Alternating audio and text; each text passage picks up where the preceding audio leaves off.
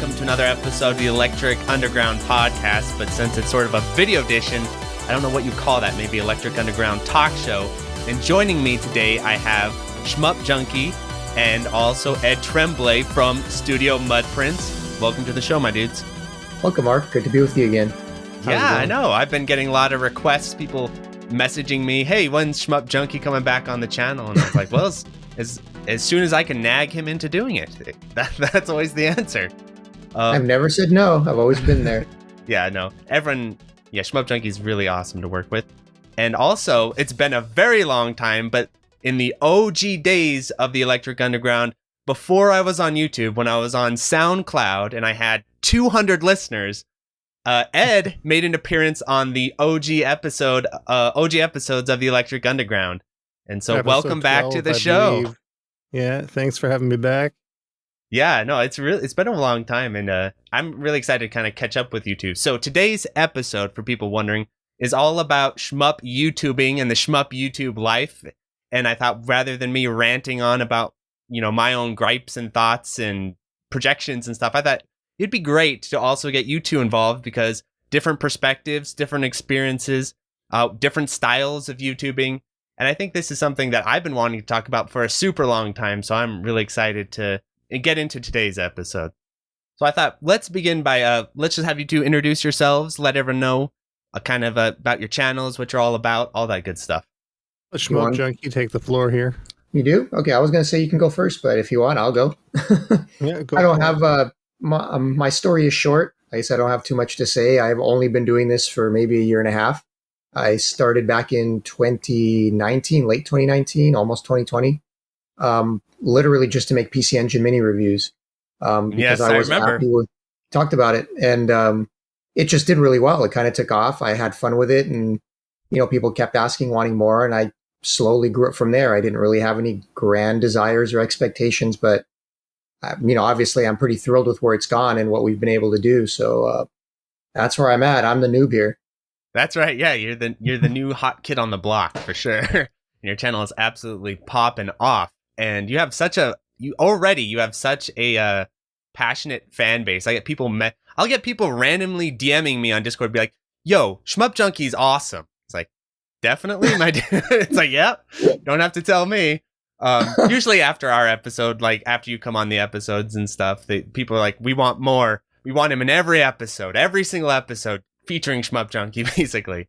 Well, if anything, I always feel like I'm boring on podcasts because I'm just not used to it. Like the ones that I've done with you, like I almost felt like, I should have done more or been more entertaining or something, like compared to what I do in the videos. But I'm still kind of getting comfortable with it because it's not regular for me. I haven't been doing it like you guys. Yeah, it's a totally different medium than doing like scripted, edited videos and all that sort of stuff. And it's kind of funny because I learned a lot from your channel when it came out, and you did all the excellent editing you do in your channel and everything. I was like, oh shit, I need to start doing some of this because early on I was just like ranting at a camera, and that has a limited appeal, unfortunately. And you have. I've totally noticed it in like the later episodes with the intros and all the other stuff you've been doing.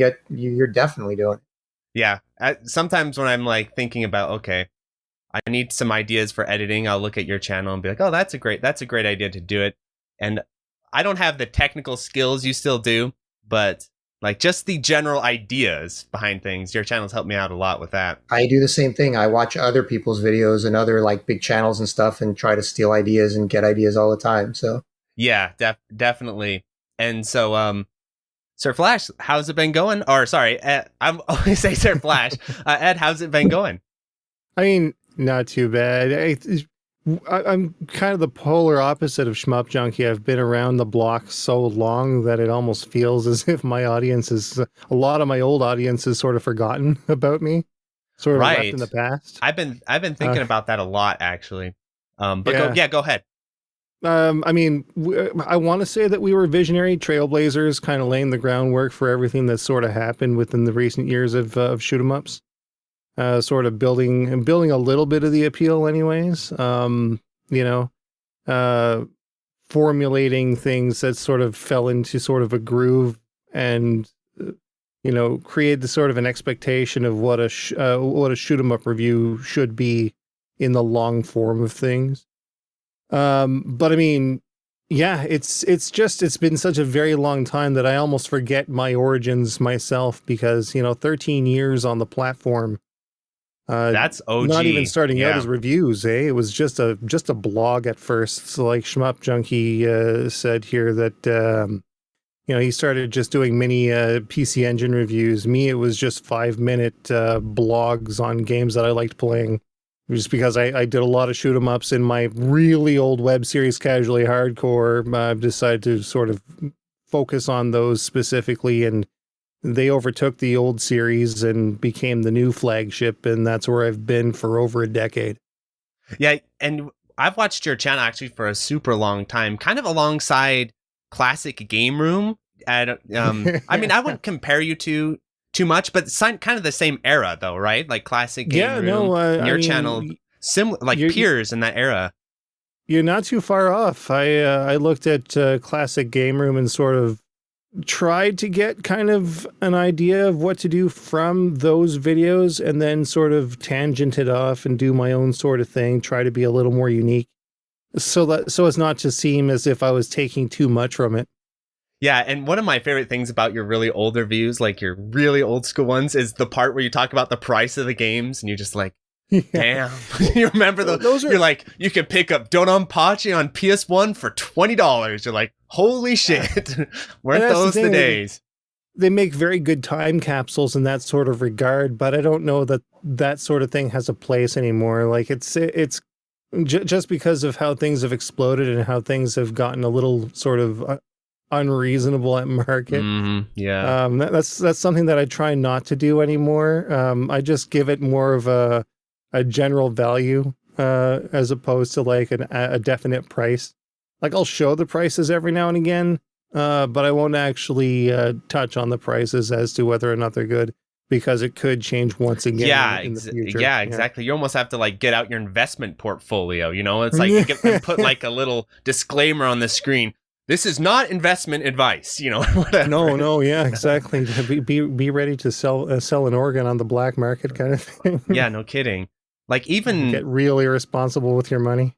Yeah, even stuff that I wouldn't think would be all that popular, like Dononpachi on the PS1. I mean, how many people really care about that port particularly compared to the Saturn version? But that thing holds steady at 100. I watch it almost every other month because I'm like, come on, drop already so I can buy you at a cheap price. But yeah, it's just crazy. Like Game Boy shoot 'em ups have been something that I've been really invested in lately, and I've managed to get them all, but a couple of them took a bit of finagling and a lot of patience to find the right listings. Yeah, and would you say like earlier on your channel was more focused on collecting, or is that just sort of like a tangential part of your channel?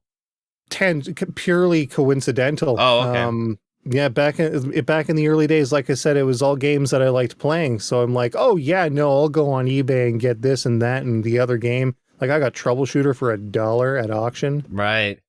Stuff like that, right?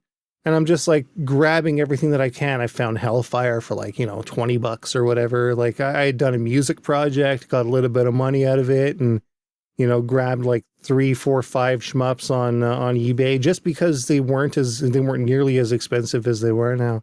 Now I've really got to plan out, okay, do I really want to get that copy of No kidding. Of Sylphia? You know what I mean? So jeez. Yeah, and the shmup prices just across the board have, except on Steam. I mean, if you want to get a Steam shmup, you'll be fine there, but like across the board, they've just really risen to the point where even like a like UN Squad on the Super Nintendo, it's like even that's risen in price. Yeah. Thankfully, the Super Famicom version was very reasonable when I picked it up not so very long ago. But that was something that I've had like early childhood. You saw what kind of gameplay that I'm able to do in that. There's a reason I'm good at UN Squadron. It's because I've been playing that was really cool. Decades. A lot of people really have messaged me. They loved your one-handed run of UN Squad on the last Shmup Slam. And I remember we're doing Star Fox next. Yes, that's going to be really cool. And I'm looking forward to commentating that because I love Star Fox.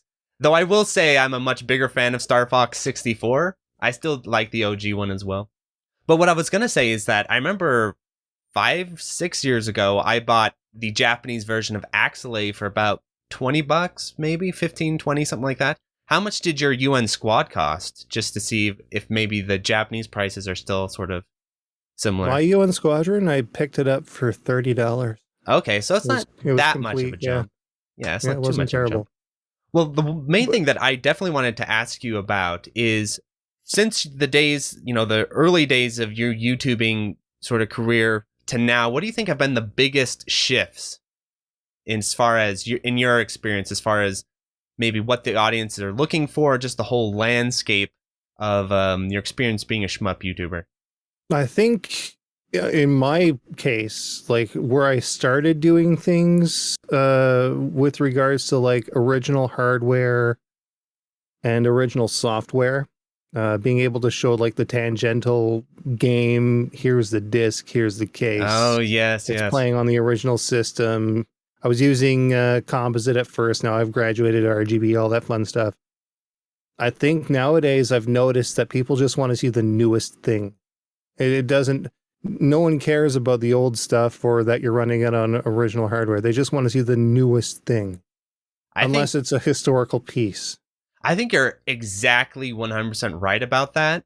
I think that what's happened, at least from viewership wise, because I've never been a collector or had anything like that, but I have noticed, even among my own viewing habits, is that I feel like there was a real time for that a few years ago where it was such like the RGB craze, like 4 or 5 years ago, that was such a thing where everyone was RGB modding their consoles, and like My Life in Gaming and all that were popping off. And I remember a lot of people during that time, it was like OG hardware only, emulation sucks, and and that was like a real I think point of viewership for a long time. But these days it does seem like it's been so thoroughly canvassed by so many different like retro YouTubers that it's probably really hard to get those videos the same amount of attention that they once got. Yeah, I think if you're going to be doing stuff with retro, like emulation is completely fine because you're much more easily able to get like really crisp, clear imagery. You don't have to put the monetary legwork into getting like a frame meister, the proper cabling and all that fun stuff. And the games, of course, themselves. Right. But I like doing that because it makes for great B-roll. Makes for excellent B-roll. Oh, I know. That's the My Life in Gaming 101. Like, I actually made a video. Not a lot of people watched it, but I made a video sort of parodying My Life in Gaming in a loving way a little bit, where I talked about my Extron Emotia. And I realized, like, okay, I'm going to make a video about a piece of retro hardware. What type of footage am I going to fill this video with? And then I was like, oh, why don't I just make a little bit of a parody of My Life in Game where I'm like doing random things, like plugging in a Game Boy Pocket like 12 times and like spinning the Extron and like doing all that sort of stuff. Yeah, it was one of those intros I was talking about. That was awesome. I even commented on it. I love what you did with that intro. It was like my favorite thing out of like all the ones you've done so far. It was great. That one, I definitely put way more effort into that one. I thought it was fun too, because some people were legitimately tricked into thinking they were watching a My Life in Gaming video for a few seconds, and then they're like, wait a minute. So the problem that I ran into when capturing that way, because I used to just always enable, the scan lines on my OSSC or whatever I was using, is that it looks great on my computer, but it doesn't look great on YouTube. So, I go through all this trouble to make it look good. No kidding. And I put in scan lines, but then the compression kills it. So, I mean, it doesn't matter. Yeah. So I stopped doing it because it actually looks better without it in a lot of cases, and then sometimes I don't know which way to go. Oh, I know. I even run into that with streaming. Like, people were like, what the hell's going on with your picture? I'm like, what? I just got scan lines on. I had to turn them off. Yeah. So, I mean, it might look good originally, but like I said, because of YouTube and the compression and everything else, and you don't know how they're watching, sometimes it ruins it and it looks worse. Yeah, no kidding.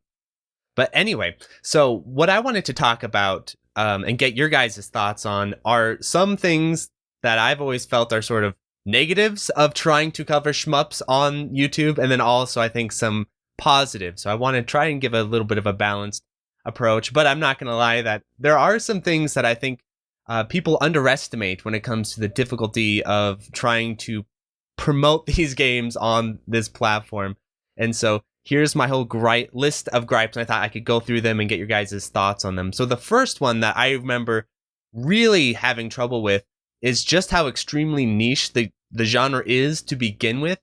And I think a lot of people don't realize that when they sort of first approach our channels or first sort of comment on our channels. Like I remember on Ed's channel for a long time, you'll go through the comment section and people will be like, why don't you have like 20,000, 5 billion subscribers? You know, it's like people will comment that all the time. I get those comments too. Like, Mark, why don't you have a bajillion subscribers at this point? I love your videos and everything. It's like, well, because about 12 of you a day are searching for this stuff, and compared to the landscape that is the larger gaming audience, you know, we're within a genre where we're retro, and then we're a niche within retro where we're like hardcore shmup genre. So it's just such a thin slice of the pie that to begin with, even getting off the ground can be really punishing. And I've noticed that with a lot of shmup YouTubers that start, you know, they start making videos, but they cannot even get past those really tiny view counts. And so I think that for me, that's been a huge hurdle as far as difficulty with trying to promote the genre on YouTube. What do you guys think about that? From my perspective, it's almost kind of like a double-edged sword. It's like on one hand, it seems like it would be easier to break into shmupping. I mean, not shmup, breaking into YouTube for shmups because there's a lot less competition. There's really not that many people doing it. So, you know, you're creating a niche and you're not competing against everyone. Like imagine if you were just trying to start a regular retro gaming channel and you were talking about Zelda and Mario and Castlevania Yes. or everything else. I mean, you're competing against everybody. So you have a whole big pool of people, but at the same time, it's really, really hard to get any attention in that too, because everybody's doing it. Or so many people are talking about it. Whereas on the shmup side, you know, if people love shmups and you're doing some great videos, people will find you and people will notice you. And I think when I started, I kind of benefited from that in some way. Oh, Because absolutely. maybe there was a certain level of quality to the videos. And people who were looking for shmups were like, hey, this is really cool. And they started following me. Well, Whereas that may not have been the case. I would if love to was- get Ed's thoughts on this because I live Yeah. in my own little bubble as far as when Shmup Junkie's channel began. But I literally saw your channel and thought in my head, where are these people coming from? Not even like, oh, he's getting all these, you know, people that I already know. I was literally like, where did this audience come from? It just appeared in I didn't even know it existed. And so I think Shmup Junkie has definitely tapped into, at least from what I've observed, like a whole set of audience of people I didn't even know existed in the world. And it kind of blew my mind a little bit. I was like, what? Because for me, the idea of, you know, making shmup content and getting view counts in like the 10K range, I thought that was literally impossible, other than like if you're doing like a world record Jamer style super play that people randomly come across or something. But I couldn't believe like some of your viewership initially. And so that really motivated me to be like, wait a minute, there's a whole branch of audience out there I've never even ran into before. It probably is where I came from because I originally was on Instagram for 2 or 3 years, just meeting people and, you know, being, you know, collecting games and things like that. It's that Instagram type retro gaming, you know, not necessarily collectors, but nostalgic community. Right. Not just shmups. You know, I came in specifically to review the PC Engine Mini as a whole and focus on the shmups. But yeah, it's a really big community. There's a lot of them, and I possibly tapped into a lot of that. I don't think every one of them are necessarily solely shmup fans. They're just, you know, fans of that era and that genre, and I tapped into that somehow because I was part of that community. So they came for that. Yeah, because a lot of these people, I'd never recognized that. Like, who are you? Like, these are just new people, brand new people. And then they're like, yeah, I've been a shmup fan for years. I'm like, who? What? Because I was living in this little, you know, I'm a little bit more on like the bullet hell side of things and stuff. So I was living in this little pool that felt like of like maybe 8,000 people or so. So it was crazy, at least from my experience when your channel came out, just to see this whole new set of audience out there I'd never seen before. But that's why I want to get Ed's thoughts on this, because Ed probably has a little bit more, you know, more experience with this than I do. So what did you think when Shmup Junkie's channel came out? Were these people, did it seem like to you this was a whole new set of audience, or were you not too surprised? Well, yeah. The first thing that what I really want to know, first year, how many subscribers? That's what I want to know. I actually know because I don't tracked know. his channel like a stalker. So Oh, maybe you do. initially, I don't even remember. yes, I know the stats really well. So there was one year where I had a higher sub count than Junkie, but the pace of his channel's subscriber was insane, and I was like, oh shit, Right, this yeah. guy's gonna pass me in like 3 months. And so he came out, I think video 1 or 2, he was already hitting about 1.5 thousand subscribers, which again to like regular YouTubers sounds like nothing, but in the world of shmupping, I spent 2 years like working so hard on those shmup podcasts for like a viewership of about 700 people for over the course of 2 years. So just coming out the gate with 1.5 or so, to me it seemed crazy. To put it into perspective, just to make sense, I spent like a couple years, I don't know if it was 3, maybe at least 2 to 3, just in the Instagram community. So my initial maybe 600 subscribers, I wouldn't say 1,000 or 1.5, came from there, so I had the benefit of not starting from zero, Right, yeah. I was bigger there, and they came in and they subscribed, and I immediately had at least 400 or 500 people to watch the videos and help push it and help promote it. So, I mean, I owe a lot to them because a lot of my friends really helped me get started from there. Yeah, I slummed it I started my channel in 2007. And even, I'd say, let's see, I started Bullet Heaven in 2009. So there was 2 years where there was hardly any traction on the channel. I was under 100 subscribers. I was under 100 subscribers by the end of the first year of Bullet Heaven. Well, also, what was the user base back then? Was it... Because I'm trying to imagine, like, early, there probably weren't that many people. Right? That was there was still the time where you could like customize your channel with you could put in custom CSS, or was it CSS? It might have been CSS. You could mess with like the Java or whatever, put in custom images and such for your channel. Yeah, and did they even have an algorithm back then? Like, I don't believe they did. No. So how did you even reach people? Like email list? Like, hey, send them an email. Subscribe to my channel. Like, how did there was a couple? How did I had you a even couple of reach people? subscribers that sort of said, you should check this guy out. There was one guy named Cyanide Breath Mints way back in the day. He was the first one to do like video responses and stuff like that, and he got me over 100. I remember when he put his video out saying, check out the Bullet Heaven channel. I think I was around 90 subscribers or so. So I was the hidden gem at that point. But it took a very long time. Like at that point, YouTube was still saying, broadcast yourself. That was their sort of thing, right? Like I don't think there was an algorithm, and I don't believe there was much more other than word of mouth that got you around. Yeah, and so I didn't even know how people got that popular on YouTube initially. Was it like forums and crap? Was that sort of the main discovery vehicle back then? There was also other sites too. Like I got a lot of attention over on oneup.com when that was a thing. That's where I sort of got my sort of breakout. Right. Yeah. I forgot about I was approached by gamevideos.com actually to start doing content for them, but then everything sort of collapsed on the Ziff Davis side and the OneUp side, and they ended up shuttering not very long after I was approached on that. And it was just pre-Bullet Heaven. I was still doing casually hardcore back then. Yeah, and so I definitely agree with what Shmup Junkie said, with it being like a niche where it has a double-edged sword, because one of my positives is that even though it's really hard for us to get views and new subscribers, we're also kind of hard to replace, right? You can't just throw our channels away and then there's just some new guy who appears and takes over. Like you're saying, like RPG YouTubers are like a dime a dozen. Your channel could come and go. No one would know. But with Shmups, a channel goes down.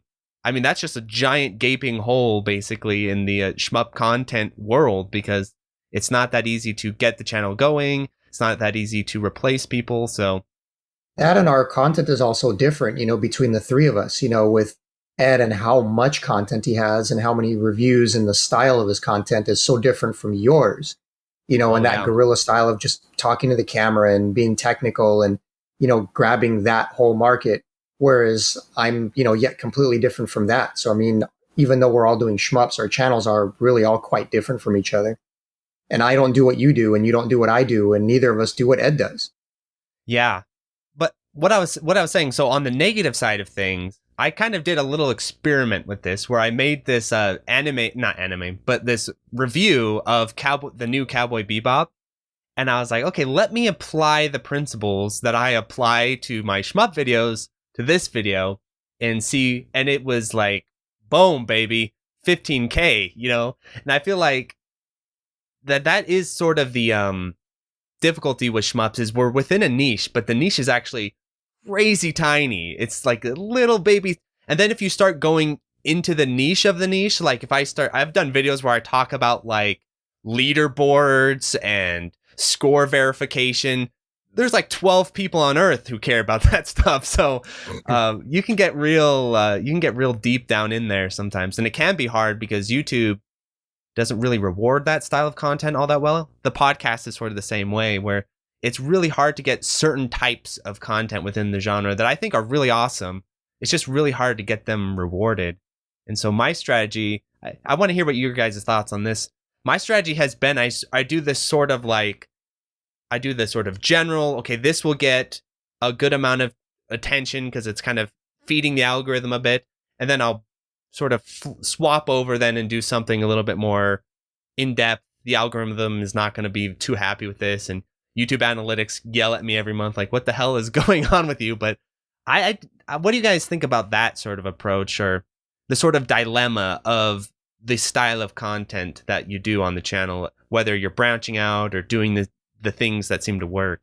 Well, I've tried doing like diversifying my content because looking into various like Discord servers and other forums and such, people have said that I've become sort of I haven't evolved, I haven't branched out enough. But the problem is that every time I try branching off, the algorithm says no one wants to see this, man. Just go back to what you were doing.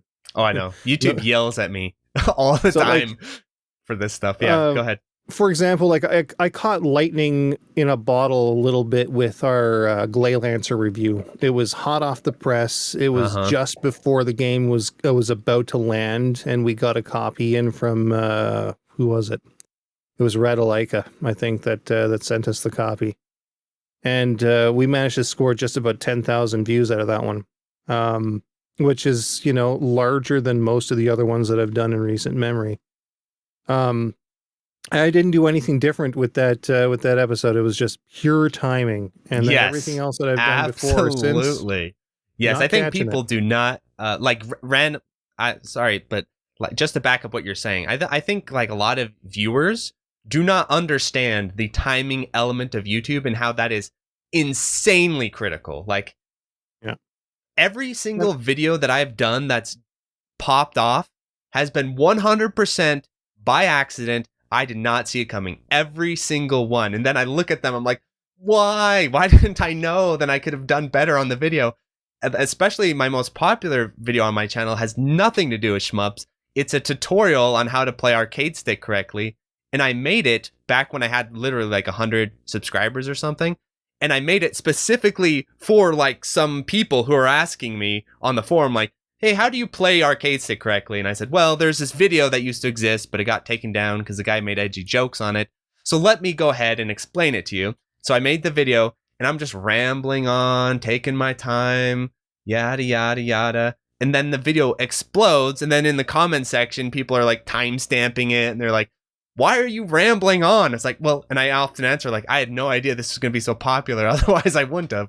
So yeah, it is crazy. You can't really predict what you're going to hit with in YouTube, even though sometimes I've been pretty close to thinking I would hit, but some videos you never know. Like, you just never know. Like, what do you think? I've got a live stream. Oh, go ahead. The same sort of thing. I got a live stream that caught the same kind of, like, almost the same traction as Lancer. and it performs a lot better than a lot of my pre-produced videos. It was the Mushihime-sama live Oh, stream right. that I we did remember a that while one. back. Yeah. Yeah, just casually playing this game on a pizza box, and oh wait, no, that was pre pizza box, but yeah, just casually playing the game. The day it came out, people came in, asked how it felt. It felt pretty good, and that's it. 5,000 views. So yeah, Yeah. pure timing, I would say. But we gotta get Shmup Junkie's Yeah. thoughts here, because I think he's, of the three of us, he's sort of the expert on this. As far as, right, well, I'm an expert in the only way I'm really an expert is in that I'm constantly trying new things, and some things work and some things flop. And I kind of expect it.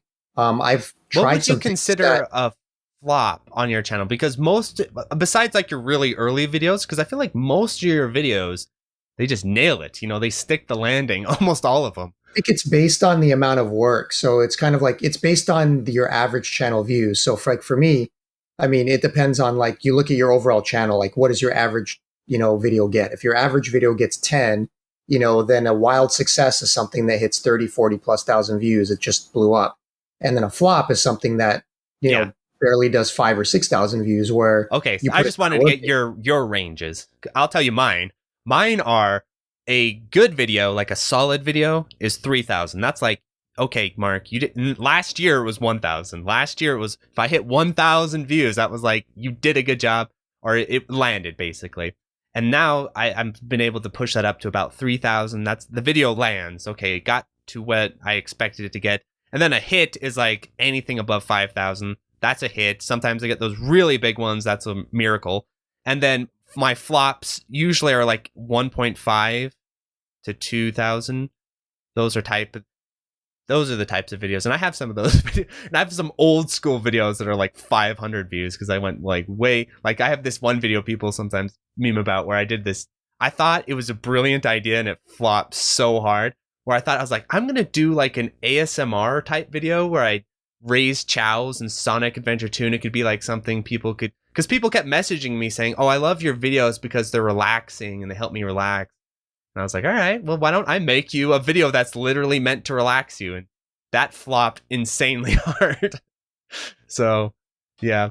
But most of your videos, it seems like they sort of hit that range, though. I guess which one stands out to you as like the flop that you're like, God damn it? Yeah, none of them do poorly. I think it has to do with how much work I put into it. So, like, or I think it's going to be a really good idea. Like, so I try to stick with the ones that work. Like I did it was quite an experiment when I did that worst Shmups ever video, because it was just so different from everything else I'd done before. I was kind of doing the whole AVGN, spin-off. Oh, that's the one where you had the song in the beginning, right? Yeah. And it was a really good video. It was like really well produced. That intro, I had somebody do the music for me. Like, it totally played like an AVGN, and it was a lot of fun to watch. Like, the people who watched it really enjoyed it. But at the same time, like, with the amount of work that was put into it, like, it did worse than like my previous, 9 or 10 videos, some that I put a lot less work into, and it was one of those things where I took a chance, but the bottom line is I had fun. Like, I really enjoyed doing it, and I'm glad I did it, but it definitely didn't have, the return on investment in terms of time. So I didn't do another one. I'm not going to keep making those. I had a theory as to why that is. Could be. Not everybody likes Timmy either. So. That's not the reason. So here's my theory. My theory is that the old school days of YouTubing, where like negativity in retro gaming was like hot and that worked, is not this. It's not as it doesn't work as well these days. Like, people don't like negative reviews. I can tell you that personally. People don't like any sort of semblance of negativity. So that could have been the reason, because they saw worse Shmups and they're like, oh, forget that shit. I'm not even touching that. That's my theory. They're not even interested. Yeah, not even clicking on it, even though they have no idea that the video is fun. It's just lighthearted and we're having a good time. They're not even going to click on it because they're like, no, screw that. I want positive vibes 100% all day, every day. Yeah. And that's not something that I foresaw, being new to everything, when I was getting into it. I'm sure that my core audience watched it, but a big part of how well it does is the new audience. YouTube puts it out there for new people that aren't your subs to see. And if it gets a poor response and the clicks are lower, it just doesn't do well. and so it's kind of a learning experience. I've done some like that didn't do well, and I've done some others that I didn't think would be anything special, and they did really well. So it's kind of taking risks. I took a huge risk with my last PC Engine video that did really well. Oh my gosh. Yeah. At least in my mind, because I basically shut my channel down for over a month. I was like, I'm tired, I'm killing myself putting something out every week or two. I need to do this. I've wanted to do this project forever. It's going to take me a long time, but I'm just going to do it, and I'm not going to rush it. And I watched, everything tank, and I watched, my channel barely grow during that time. But I just stuck with it. And I was really worried that putting out a video that's 3+ hours long is just going to tank because it's so incredibly long. But it didn't. I put a lot of time into it. I made it my best that I could do, and I think it blew up. It that style of video is high risk, high reward, where it's going to pop off or it's going to flop, flippity flop. And I've had the 3-hour flippity flops before, and those aren't fun. So it could have blown up in my face, and I would have been okay with it because it's a video I wanted to make. But like, I'm constantly kind of doing that and seeing what works and what doesn't. And that's all it is. Like, my arcade video did really well, and that expanded a bit. It wasn't just shmup oriented. So I really don't know. I don't have an answer. It's just the only thing that I'm doing is I'm doing things in a way where I'm not afraid to fail. I know a video that I put a lot of time into might not do well, or I might screw up, and I do it anyway, because sooner or later you hit gold. Sooner or later you do something that does really work, and then you can duplicate that and you can keep doing it. So now that the PC Engine video did really well, guess what? People want to see one for Mega Drive. They want to see one for Saturn. Yes, they want to see one for everything else, and I'm going to do it. And it'll be a hell of a lot less work because there's less games. But I'm going to do it. So that's just kind of how it goes. So what do you think? Go ahead. Yeah. Sorry, I was going to ask you, Ed, what do you think? My measure of success can't really be done in the short term. That's the thing with the structure of my channel. I'm noticing that my highest viewed videos, like we've got 18,000, 17,000, 16,000, are over the course of several years. And what's happening is when these games go on sale on Steam, people are picking up the review.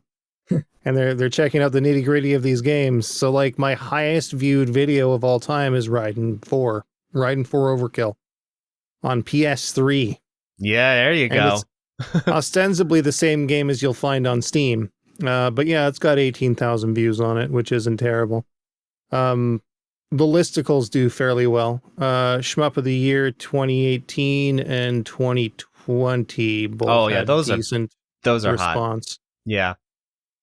But otherwise, it's like it's all the ones that you'd expect, like the really big titles that had decent launches fairly early on, like Crimson Clover, World Ignition. I've got that up there. Raiden 5 has quite a bit. You want to talk about negativity in reviews?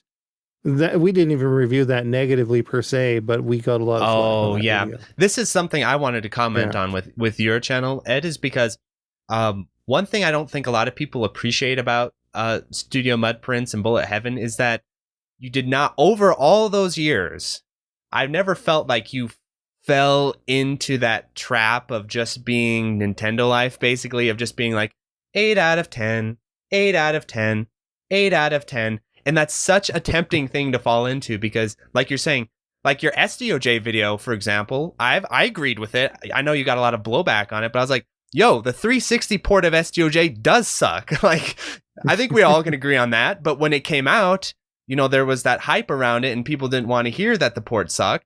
And so you got blasted for it. And I think that is sort of something I've always respected about your channel is you're not just handing out 8s out of 10s in every single video.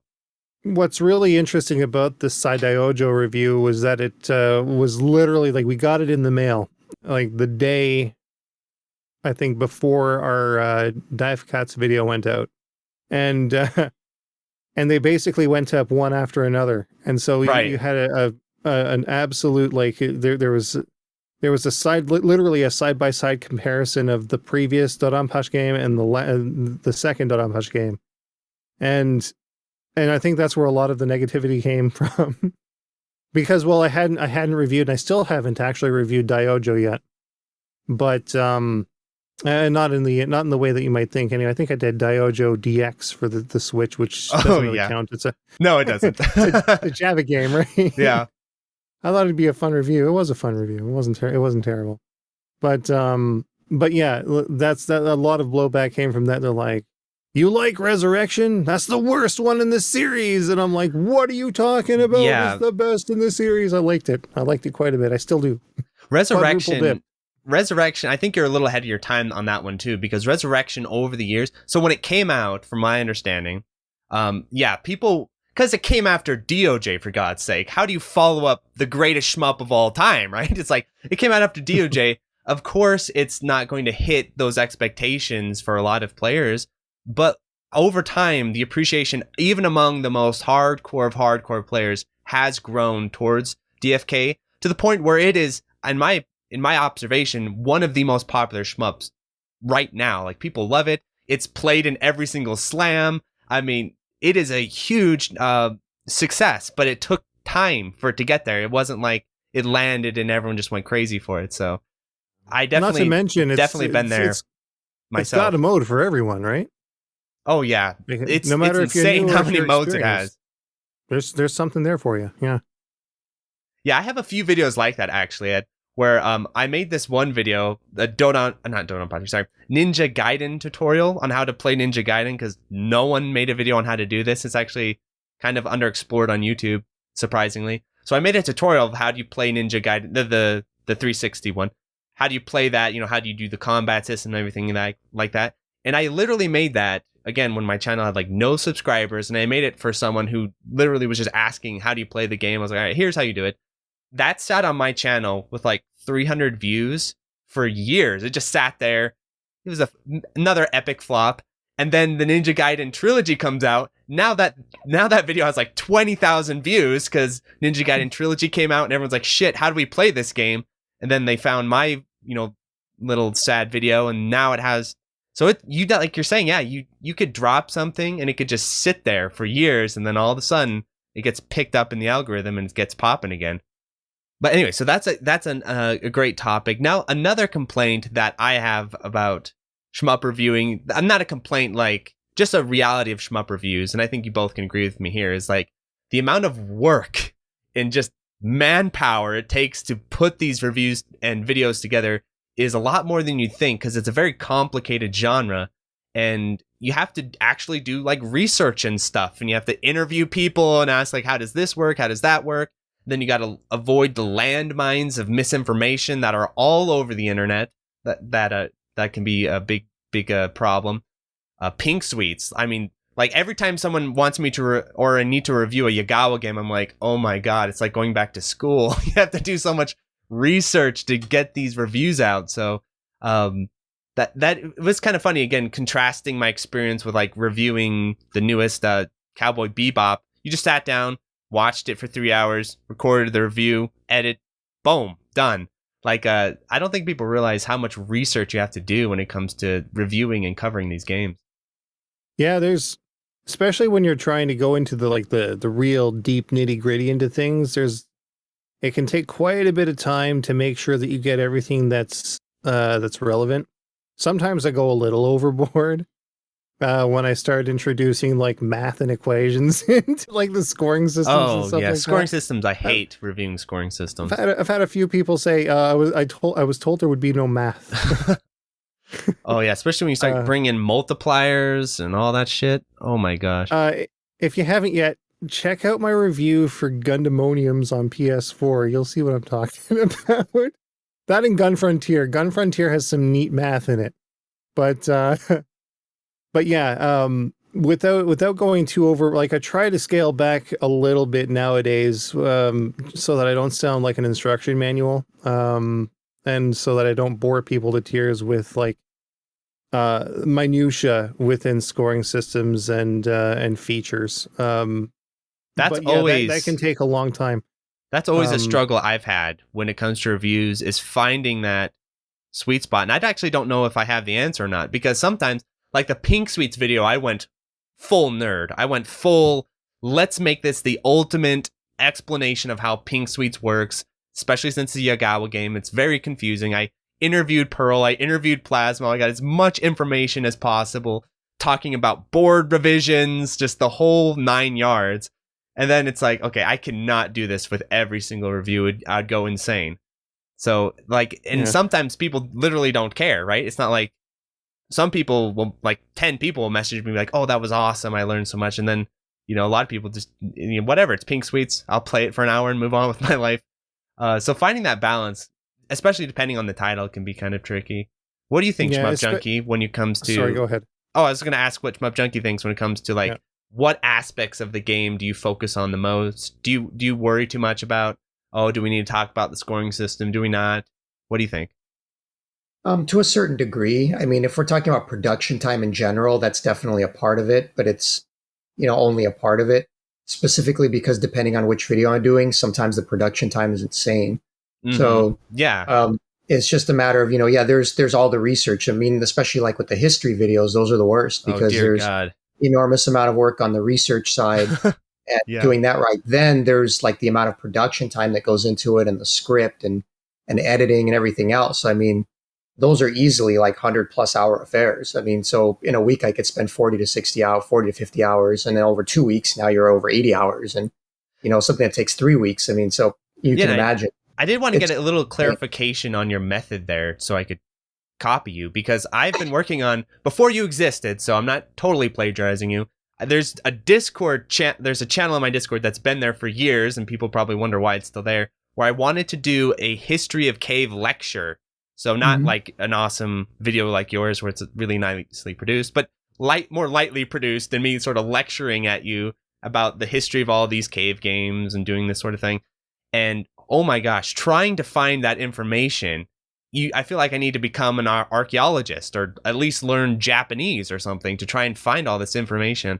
And so I was wondering, with your really extensive videos about this, did you just know this over the years and you could just like recall it, or did you literally spend dozens and dozens of hours researching it before the video? It depends on which video. So I mean, with the PC Engine stuff, I mean, you know, obviously I learned it somewhere at some point, some of it from personal experience, something over the, you know, the decades, but you know, anything that I do on PC Engine mostly comes from me. There's not too many people on the Discord that are giving me like extra info. It's usually the other way around.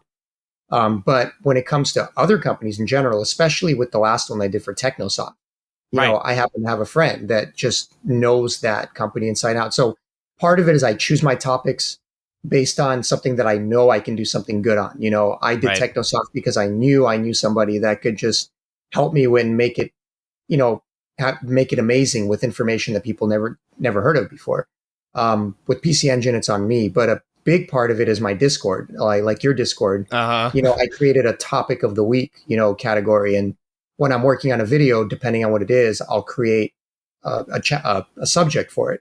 You know, so like when I was working on my best arcade exclusive games, you know, a huge part of it, my Discord was massively helpful. Yeah. You know, because I didn't know everything myself. Super. You know, so you get all these people coming in, they're like, oh, what about this game? Oh, what about that game? You know, and we all kind of work through it and which ones should we highlight? And you know, you end up with all these great suggestions, and you'll have one person that's an expert on, you know, this particular game, and someone else that's an expert on that game. And, you know, some of my videos I couldn't do without, you know, the amazing Discord and like the help that I've been getting from the people on it.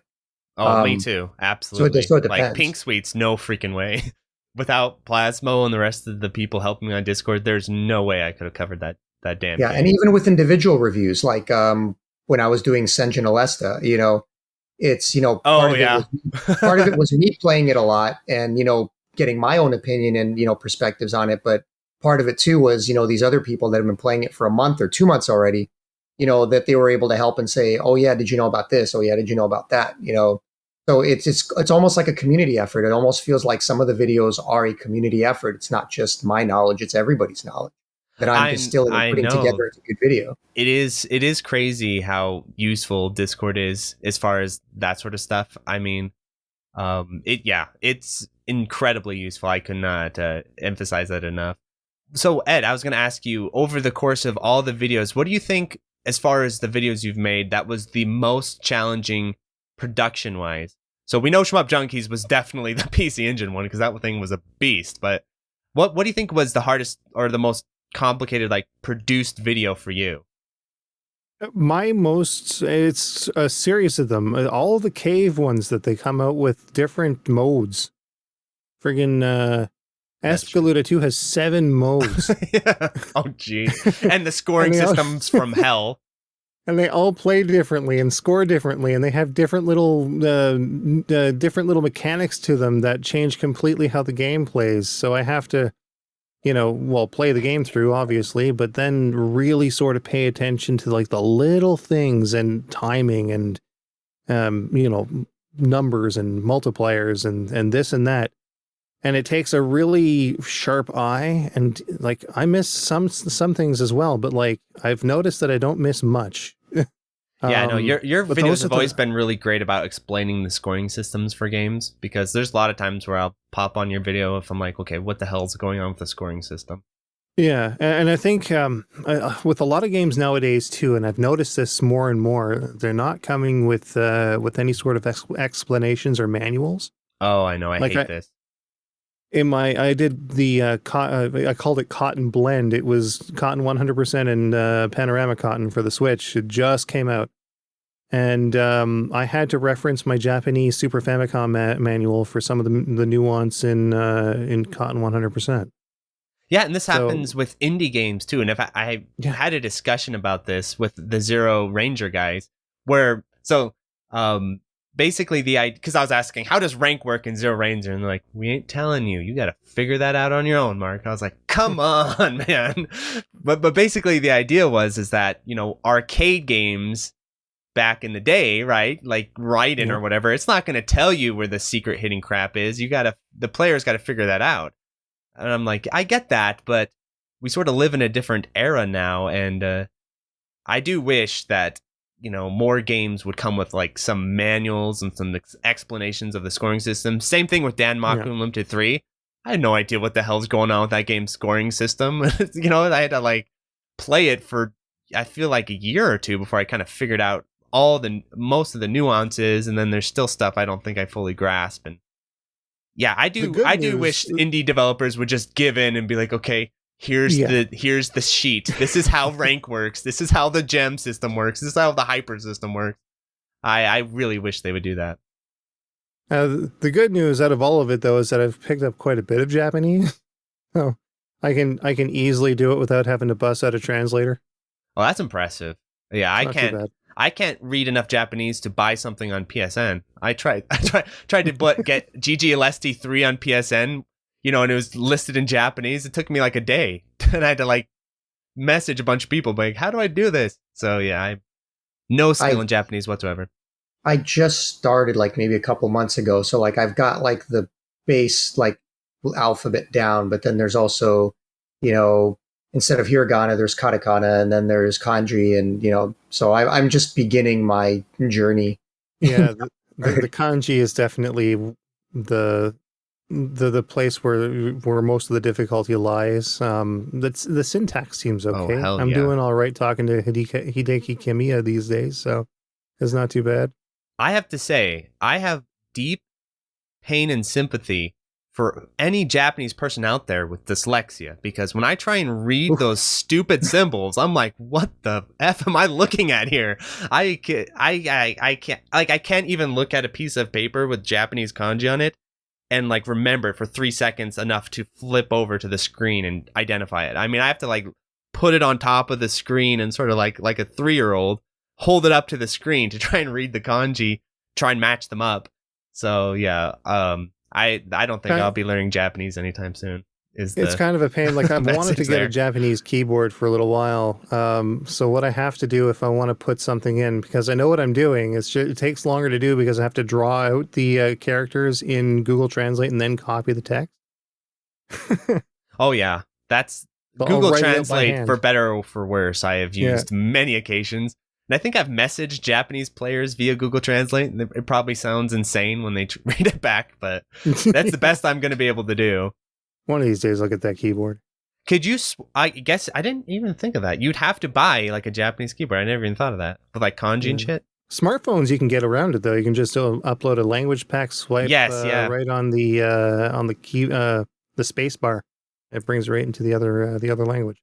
And another thing that I've always felt is a real barrier with shmups is that this is, again, maybe my own sort of bone to pick, so you guys don't have to comment too much on it if you don't feel like it. But I've always felt like a bit of a frustration, to say the least, with how unseriously the genre has been taken by the wider gaming media. And a certain bird told me that when Ketsui Destiny came out, and there was a review for it where it got, the highest rank the gaming magazine could give them or whatever, the person kind of got a side eye. It's like, I don't know if Shmup should be allowed to even have this high of a review score. And I've always been really frustrated with sort of how Shmups are treated in the wider gaming media, especially some of the reviews in the past. Like, I remember there's one IGN review for Ikaruga, and it's like, it's a great game, but it could have done better if they doubled the amount of stages. It's like, okay, you clearly don't understand. So you want Ikaruga to be an hour and a half long? Like, just stuff like I've seen a lot of insane takes on shmup reviews over the years. I think another one that some people meme is, I remember one person was complaining that there was too many bullets and they couldn't see the background of the screen. They're like, these bullets are just taking up the damn screen. I can't see the background. So, this is something I've always sort of had trouble with. And I think the most recent example is the R-Type Final 2, where I made a pretty negative review of that game and got quite a bit of backlash on that. But what are you guys' thoughts on, as far as, you don't have to comment necessarily on like gaming magazines and all that, but sort of maybe like the general gaming public's attitudes towards shmups. Have you found that you're sort of running up against that a lot, or has it not been a big deal? I think for me, because I'm focused on the general gaming public more so, I kind of feel like they're the key to everything. So, I mean, yeah, everything that you said about, most, mass media and the magazines is true. But they're really a reflection of the majority. So really it's changing the minds of the majority that will change the minds of the media and the magazines. Oh, that's so it's kind true. of like, so I have a lot of people coming in saying, they ride that wave. I'm not into shmups, but I don't even like shmups that much, but I just like watching your videos, and I wasn't into them, but now I'm trying them out more, or is just trying to make it a bit more appealing in that sense, or showing them in a different light. So the more people we can bring into our side, just the actual gamers, not the media or the magazines, depending on how big we can grow, of course, or how big the genre can grow. It might improve, it might not, but that's kind of my I think approach. It has improved to some degree, and I don't know if it's like necessarily because we've been hitting them with the stick enough lately that they're like, all right, okay, fine. Because I remember a mind-blowing moment for me was when Digital Foundry, they have some kind of podcast or whatever, and they talked about Cotton 2, and they mentioned the input lag. I was like, oh my god, like this is kind of a big deal, because coming into it, I remember Nintendo Life, I was getting roasted by the Nintendo Life fan base for complaining about 7 frames of input lag in the Psycho games, and I think that was my undoing in the end. But yeah, it's always been kind of a tough balance for me, and this might be my own personal issue, where like I want to bring more people into the genre, but I also don't want to compromise too much, and I'm always wondering, like, where is that line? Where's the line where it's like, okay, or I start saying, 7 frames, is that where I compromise? Or you know what I mean? Like, that's always been a struggle for me, is where do I compromise on accessibility versus being a snarky asshole? Like, where's the line there as far as quality, I guess, versus accessibility? Well, I mean, yes, there is no compromise. I mean, you really shouldn't compromise what you feel is correct. I think everybody's just different. Like, we've already talked about it before. Yeah, that's true. What I feel is fine for me versus what it is for you, and because we're playing the games in a different way. We're different players, and we're playing it for different reasons or with different goals. So, yeah, I mean, there is a point where too much is too much. I mean, I think we all agree that, that Cotton Tribute release was a joke as far as, the amount of input lag it had. Yeah. By comparison, I mean, it wasn't that the games were a joke, but I mean, but the porting job, I mean, come on.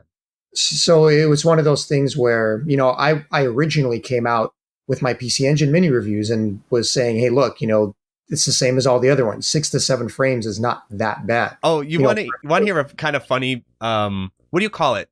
Mandela effect, a funny Mandela effect that happened between your channel and my channel was a lot of people thought that your original PC Engine videos were addressing me and my reviews, and I had to constantly remind people I never reviewed the PC Engine Mini. This did not occur. This occurred in your brains. This never happened in real life.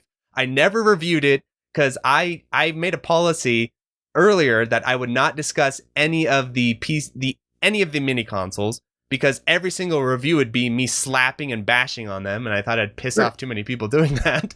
So I was like, I'm going to sit this out. I'm not going to talk about any mini consoles because I'm just going to, be a snob about it, and people are going to get mad at me.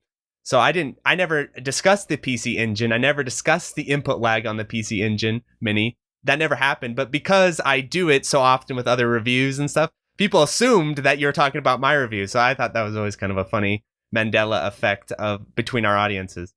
Yeah, and I mean, I kind of hit a nerve with that, and I came in with like, look, this is a mini. I was upfront and said, yeah, of course, it's not the same kind of performance you're going to get on real hardware, nor with like good emulation. It's a $99 console, but is it enjoyable for the mass majority of players? Are 9 or 9.5 out of 10 people going to get it and not even notice or care? Most likely, yeah, especially the type of people that buy mini consoles and what they're looking for. And I mean, it hit a nerve with that because it's true. I can still play it and enjoy it and not have it bother me. But anyone who's really playing seriously wouldn't feel the same way. What do you think about those, Ed? Because I actually don't know if I know what your opinions on those mini consoles are. Are you kind of tolerant to them? Or are you like me where you don't want to discuss them and get yelled at? What do you think about those things? Like across the board, it doesn't just have to be the PC Engine one. They have their place. The thing about a mini console is that, yeah, it's not going to be for people like you or I. It's going to be for those people that have either a lot of nostalgia, but maybe don't play many video games. Like I have a lot of nostalgia for the PC Engine and TurboGrafx 16 from a long time ago. And if I wasn't a gamer and I didn't play games as much as I do, and I wasn't as sensitive as I am to input delay or little differences with sounds or graphics, or like, the fuzziness of 720p versus 1080p or whatever resolution, if it wasn't for that, I'd be 100% okay with it. No trouble at all, right? It's also I think it's a really good way to really test the waters too.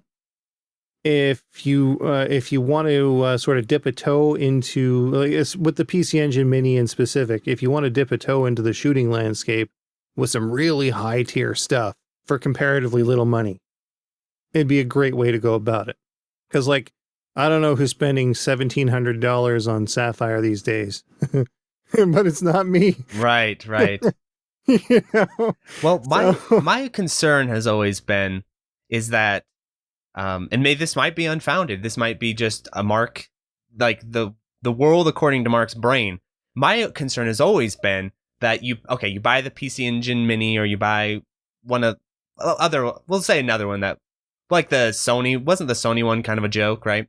But let's say it was. Yeah, you buy the Sony one, and then, but the problem is with Shmups is that they're not as widely known, right? So let's say you buy one of these collections or one of these mini consoles and you play it, you're like, this blows, because your brain isn't like figuring, like the Psycho ports. This was one of my main concerns, is that Psycho, the design of the game is very dependent on input lag, because those bullet speeds get absurd, where like trying to react, especially in the second loop, trying to react to those bullet speeds at 7 frames of input lag. I mean, you can do it. I'm not saying it's impossible, but it's absolutely brutal. And I've always been worried that that would reinforce this notion that, well, this genre is just straight up impossible to play.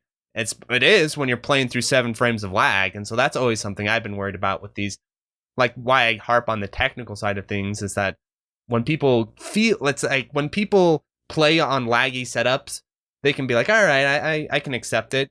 And then you put them on, like you get them on a better setup, like the Cotton Reboot, right? Where that one had much lower lag than a lot of the other stuff that came out on Switch, people were like, whoa, this is sick.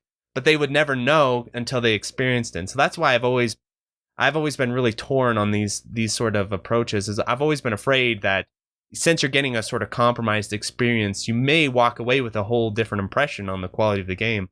I have a bit of a confession. Speaking of the Psycho ports and stuff, like I triple dipped on those things. I've got 2 sets of the collections back there. Right. The Switch ones? Or which ones? Because there's like a bajillion Psycho collections. Yeah, the Switch ones. Okay. When I was reviewing them, I gave them decent reviews. But the thing is that I always felt as if I really sucked at them. And I was playing on a really laggy TV. Like it was a Bravia that had like a 30 millisecond response time or something ridiculous. And when you compound that with the input lag on the Psycho games, like some of them perform better than others. Yeah, some of them were better there was than others. a significant difference when I switched over to the monitor that I'm using now, which only has a 1 millisecond response time. But I mean, I think I would have to revise those reviews. Maybe with an all-encompassing thing a little later down the line. Because you're right, the input lag makes me feel like I'm trash. Right, yeah, and I didn't know that was a thing. I'm very aware of it nowadays, and I'll mention it in my reviews. But like at that point in time, I thought that was all my skill. I didn't think I was doing so well. Wasn't doing so hot. Yeah, how could it be the game if they're all doing that? Yeah, exactly. And I've had reviews like that as well, where I've looked back on them. I'm like, I should have been a little bit more charitable to this game. Like, I reviewed, it was actually on Nintendo Life. It wasn't on my channel, but I reviewed Sisters Royal, and I was a bit harsh on poor Sisters Royal. And I don't think people let me forget it. They're like, man, you railed into this game. I was like, well, yeah, I did. I kind of did. It's not that I feel like I didn't think that my criticisms were unfair, but I don't think I could have tempered it a little bit and been like, Sisters Royal is part of the Shiki series, and part of the appeal is that it's sort of janky, and like people kind of like that it's janky like this. So like, I think I went a little too harsh on it, so I think we've all been there a time or two. Yeah, no, I'm totally with Ed on like what he said about, like I said, the mini consoles, just they have a purpose, and they're not terrible. There's no reason to go on and knock them down and rail them down because they have 6 or 7 frames of input lag. I mean, I said it's a $99 console. It's a gateway drug. You get it. Do you get a chance to play the games? And a lot of people saw the PC Engine Mini as a gateway drug. It's kind of like they got it and they're like, man, these games are really good. I never played this before. I never played Lords of Thunder. I never played Sapphire. This is awesome. And they really liked it, and it sparked their interest to play more games. And I got that a lot from a lot of people. So, and a lot of people that originally said, thank you so much for your reviews, because, all I was seeing was all these other, YouTubers railing on it and saying how, basically just knocking it down. So they weren't going to buy it. And they would have really just missed out on the opportunity to play some of these great games. But after watching mine, they went and they got it and they really enjoyed it. And it got them to explore the library more. I mean, in my mind, that's the purpose. As long as the mini console is done well, like the Genesis Mini and the PC Engine Mini by M2, I'm not going to sit there and knock them down for having 6 or 7 frames because of what they are. They have, like Ed said, they have a purpose. So I was kind of annoyed by that, and that caused me to start my whole damn channel. So here we are. Well, I've wondered about these mini consoles. Is that like the PC Engine one? What is sort of the follow-up in your guys' minds to them, right? Like, okay, like you get the PC Engine Mini, and then do you buy a PC Engine? Is that like the follow-up? Or like for me, of course, emulation and all that sort of stuff, misters and all that fun stuff. But I mean, like in the average customer's mind, do they buy a PC Engine Mini and then they think, let's get the real deal? Or like how much of a conversion rate do you think that is? I think there's a small percentage people who are into gaming and collectors that do. Maybe they get a flash cart. They don't necessarily go and try buy every single game. But I think a lot of people do emulate. I think a lot of people just find a way to play it. Some buy the actual console because they're intrigued by the library and they want it. Some people get a mister, but again, those people are few and far between. Not everybody buys a mister. Yeah. So yeah, a lot of them probably just go the emulation route. But a lot of them also tell me in the comments that, they would like to someday. They're like, these are great. I really want to have, get a PC Engine. A lot of them ask me, what should I get? How should I get it? How can I play these? I don't even know the answer to that. You can Like, buy what a is the PC answer? Engine for cheap for, around just over $100, and you can get a Terra, and you can get a flash card, like a Terra okay. Onion. Yeah. That's the for way to do it. SSDS3.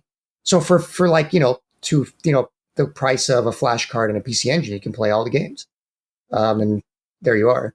With even- PC Engine even- specifically, don't you sorry. need to buy like extra parts for it or whatever? Like you need to buy like a part of Not some if kind, you right? not if you get the full flash card. So I mean, if you get like an SSDS3, then it's pretty much everything you need when you attach it to the right console, and you can play it all. Okay, so you don't need to buy yeah. like the sec. I've always been confused by the PC Engine. You have to forgive me as far as like, but it always seems like there's like the base version, then you buy like some kind of add-on for it or something. Yeah. If you're collecting the real hardware, I mean, and Ed can answer this as easily as I can. Then there's a PC Engine has a ton of products. It's really, Right. really complicated. Yes. And nobody will understand it. But if all you want is a flash card and you just want to play the games on real hardware, then you can do it for a reasonable price. I mean, it's not so cheap. you could shove that flash card in the base unit and play the entire library. Depending on which one. If you have like a base, I'm sorry. Go ahead, Ed. No, I was going to say there's two different ones. The one that I would probably recommend if you want to play everything, Terra Onion made the Super SD System 3 Pro, I believe that's what it's called. It's a blue version, and it's got HDMI out, so you don't have to mess around with like RGB or anything like that. And it adds super graphics capability, I think, to the mix. Yeah. So I mean, all that one has to basically you just pop it on the back of a base PC Engine, and you've got everything. I actually just gave one of those away. That was my giveaway for the big PC Engine video. I had an extra, and where everybody like guessed what my rank would be, and there was like 100 and something people that played, and we did it live. It was like a fantasy football thing, and the very top score, the person who guessed the most right, ended up winning it. So yeah, that's what we gave away. Yeah, and I'll make one more point on the mini consoles, because I actually haven't had a chance to really talk about them too much, and then we'll move on to the next topic because I don't want to drag on too much on these. But I guess my thought would be like being one of those YouTubers who would trash on it and be like, yo, this sucks, don't buy it, it's 7 frames or whatever. My defense of that would be that the value of those type of reviews, like hitting the developers on the head with a stick, is that it teaches them a little bit of a lesson, so that down the line, like we've seen hopefully with City Connection here, is like, I've given them enough negative reviews and complained about the input lag enough. It does seem like they're a little bit more aware of it these days, and they, like with the Death Smiles release, 4 frames, that's a big improvement over 7 or 11. And so I do wonder, that could be a value of doing that, though, is that the developers do hear that feedback and they're like, oh crap, okay, so we do have to like try and improve the input lag. So that would be, I guess, one of my main motivations to do that, is just to let the developers or whoever was involved know, no, this is something that's important to the fan base. And I mean, on a modern console, there's no excuse for it. I mean, when you're talking about Switch and PS4, I mean, you're right on the money. It's just even 6 or 7 frames. I mean, it's not necessary. Not when M2 is sitting right next to you at 2 not when they have frames. the horsepower. It's like, whoa. But with a mini console, it's the opposite. I mean, it's a 99. I mean, the processor in there costs like $30, if that. That is true. M2 did everything they possibly can. I mean, you can't get better than 6 to 7 frames out of that piece of hardware. Did M2 make the PC Engine? I'm sorry? Did M2 make the PC Engine Mini? Yeah, M2 did the Genesis Mini and the PC Engine Mini. I didn't know that. As far as the emulation and the software, Konami made the hardware. So M2 didn't get to choose a better processor to make it faster. They had to work with what they had based on budget, So based on what it is, I mean, it's about as good as you're going to get anytime soon until the price of that stuff comes down. So they can put a better processor in it for the same amount of money. Yeah, that is true, because I bet what they were having to do is... See, and I would have mentioned this a little bit, I think, if I ever reviewed these mini consoles, is that if you're doing like really low spec hardware, I'm not an expert, so hopefully I don't get destroyed in the comment section for speculating here, but like in my experience, like if you're trying to emulate crap on like old Raspberry Pi 1s and stuff, you have to like add in extra buffering and all this kind of crap, because the hardware literally can't perform at the rate that like a PS4 can or whatever. So that could have been the situation with M2, where, like you're saying, the hardware itself is just ain't gonna put out that performance as much as you wanted it to. Yeah, but when you're dealing with modern consoles, like you said, there's no excuse for it besides just not putting in the development time or not having the budget, or who knows. Right. Yeah. Yeah. Hamster is proof of that. Yeah. Yeah. Are Hamster the people who do the arcade archives, or is that someone else? Yeah. Yep. Yeah. I feel like I've severely tempted to do like one of the, those change.org things that people do that make no difference in real life. But I've been tempted to, as sort of a meme, but also maybe hopefully to actually have it be a thing, is do a change.org for arcade archives and be like, okay, add more save state slots. Okay. You have that one stupid, weird ghetto save state that you guys use. We know you can do it. Add more save state slots to these ports, because that's always been something I've been curious. Why don't they do that? And I feel like it would be pretty simple change, because I do like the arcade archive ports for the most part. I just think it's silly that they don't have save states. I promised I wouldn't ramp on that topic for too long. This topic I think is going to be really fun, because prior to recording, I feel like Junkie and I had sort of different experiences on this, and this I think has to do a little bit with our sort of generational divide, which is, in the notes I said one of the cons of Shmups as a YouTuber is that you don't have that nostalgia that you can cash into that a lot of other retro gaming stuff can do. Like, oh, Super Mario Bros. How many Legend of Zelda videos are there? Like 5 bajillion. How many Final Fantasy series are there? Like a million, right? And people just can't get enough of it. But as far as like cashing in on nostalgia, I felt like Shmups didn't, for the most part, like the kind of Shmups that I cover and talk about a lot of the time, they don't really have that nostalgic connection for a lot of people, right? People aren't like, oh yeah, the days of firing up DOJ in the morning. And, like you have to be a certain age demographic for that to even fall under that category.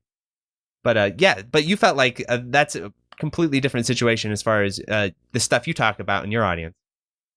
Oh, yeah, absolutely. Because we're dealing with like 8-bit, 16-bit. We're going way back. And there's huge nostalgia just for that time, not necessarily just for shmups. Because what I had mentioned when we talked privately was we didn't see them as a separate genre. When we were playing these games on the Master System and the NES and the arcades and on the Mega Drive, we were just playing the games. It was just awesome games that we loved, regardless of what they were. And we just have a huge nostalgia for that time and that era and that part of our lives and that age time, and when we were that age. So yeah, when I'm tapping into like the old Konami games, whether it's Gradius or R-Type or anything like that, I mean, the nostalgia for them is enormous. Just as much as Zelda or Mario. There may be less people that have nostalgia for it compared to, Mario and Zelda, of course. But there's a ton of people who have nostalgia for that time in general. So that's kind of what I'm tapping into with a lot of my videos. And that really, I think that what opened my eyes to that is the R-Type Final 2 review, where I was like, why do so many people care? It's R-Type. Like, I had no idea that so many people cared about R-Type, To me, it was like, R-Type's a cool game and everything, but I thought it was forgotten, by the wayside. Oh, that's some old stupid arcade game no one gives a shit about. But I've learned, no. There's a big fan base out there who apparently love R-Type.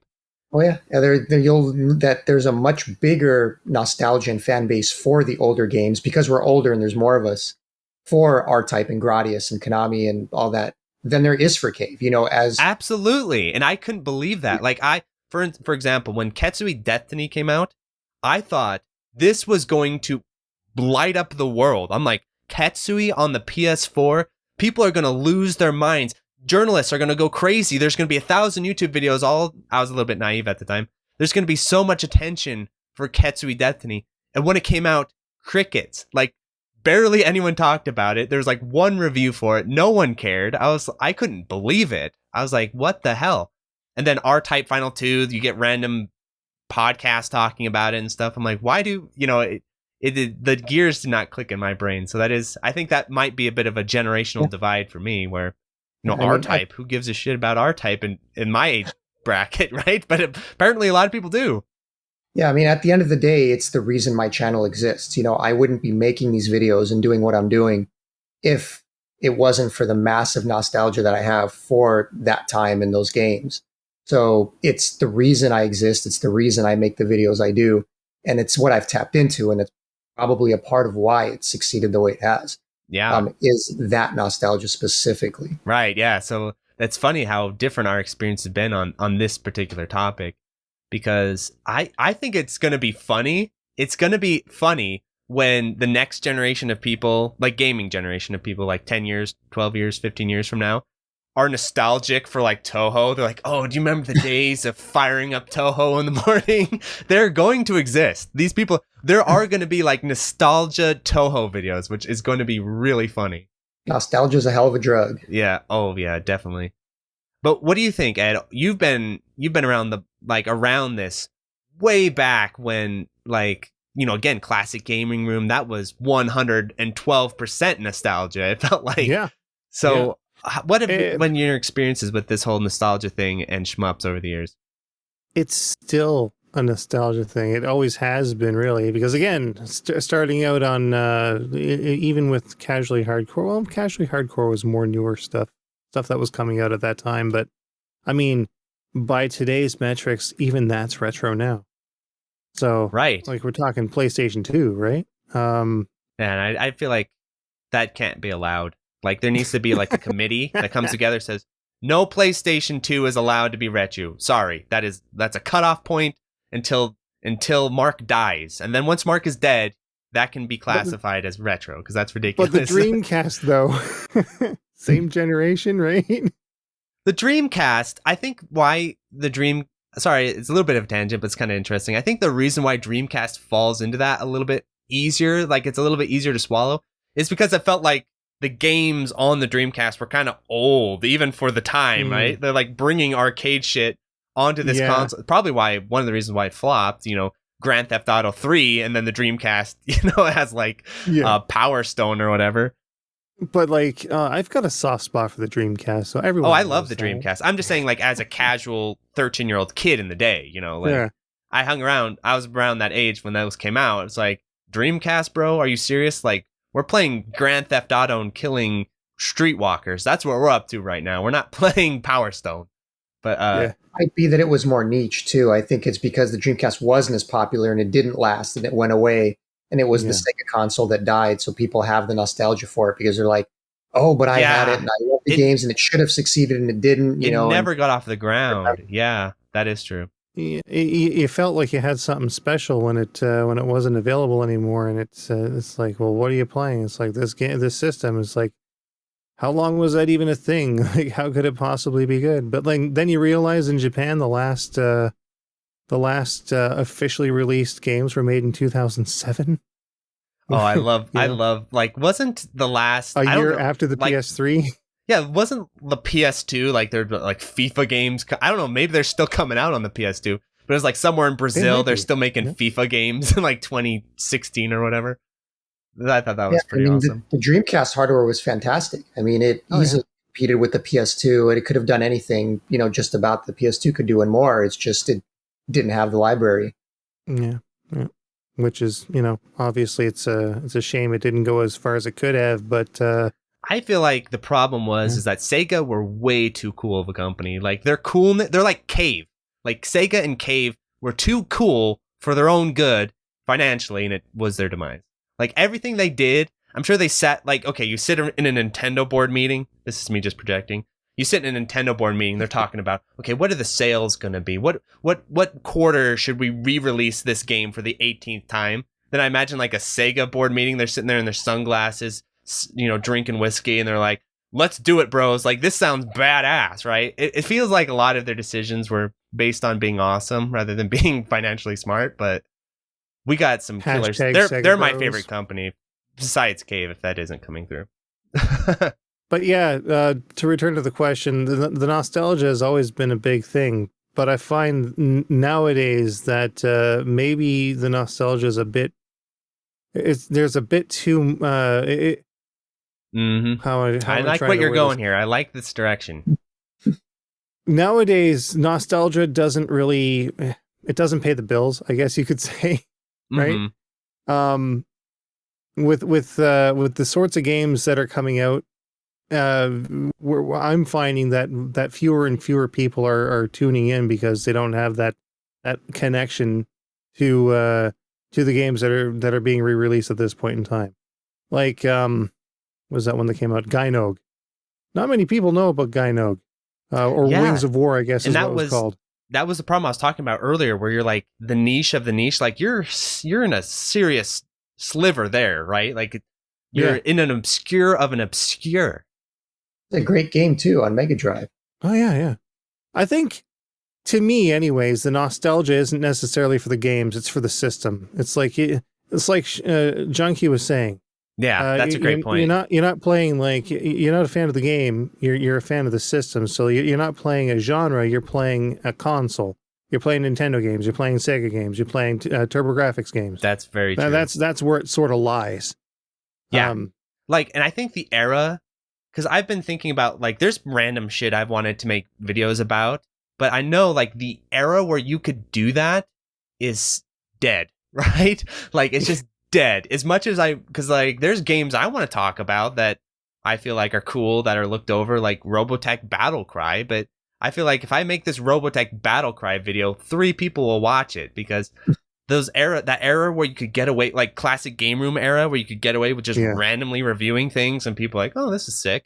Like those days are done. It feels like you need to have an angle, you need to have a whole package prepared to get people to check something out. Small aside, I know a great exploit in that game. Oh, what is it? You can what you can do is you can go into a space stage like you can replay a space stage. And when you replay the space stage that you've done before and then go into the regular game, you still have Super Valkyrie. Yes, I remember that whole game. Yeah, I remember that with shit. the Super Valkyrie. Yeah. It was great. That was the best way to play. Oh, I love that game. Infinite missiles. That game is so awesome. It's not bad. But there was something else I wanted to say.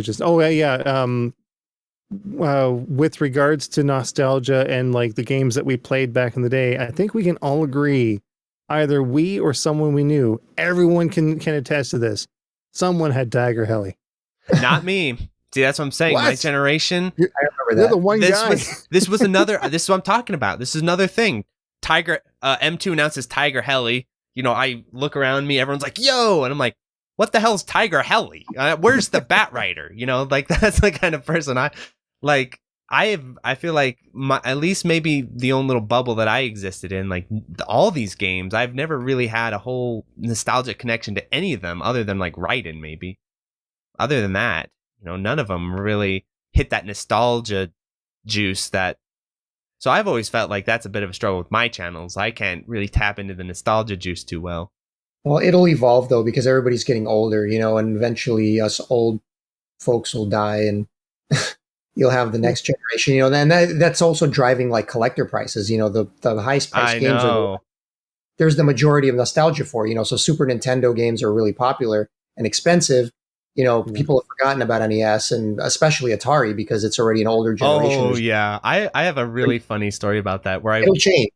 Where I was in like 2016, 2015 or so. I was one of those people who would go to like DI or go to, well, you guys don't know what DI is. I'd go to what do you call them? Thrift stores, and I'd buy like old Nintendo games or whatever, and then I'd flop them on eBay. And yeah, you could do great. You could do great with N64, Super Nintendo, a little bit with Nintendo, but those were popping. You can make it like $10 or $12 or whatever on those. I went and I found this entire pile of Atari games. I'm talking like a box of Atari games. And the guy's like, you can just have it, you know, whatever. I don't even give a shit. I was like, oh, cool. And I was like, coming home, I was like, dollar signs in my eye, like ding, ding, ding, ding. All these Atari games, I can just flip them on eBay. I go to look on the prices. It's like 50 cents, $1. I'm like, what the hell? So yeah, that doesn't quite work with Atari, unfortunately. I think we'll see we'll see a day where that happens with NES as well. I think. I believe. Yeah. I think SNES will hang in there though, because even my generation of people, like SNES was a big deal. So I think that'll hang in there for quite a while. You know what? With very rare exception, we're sort of seeing that already with Master System. Oh, how have those prices? Oh, yeah. I always forget about the Master System. Yeah, those prices dropping.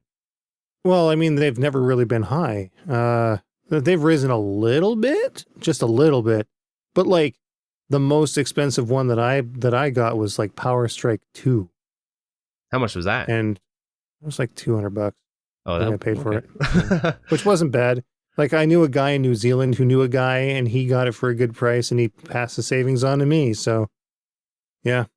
So, any other thoughts on the nostalgia angle, Junkie? Because I think you had a lot of insight here that I don't want to lose out on.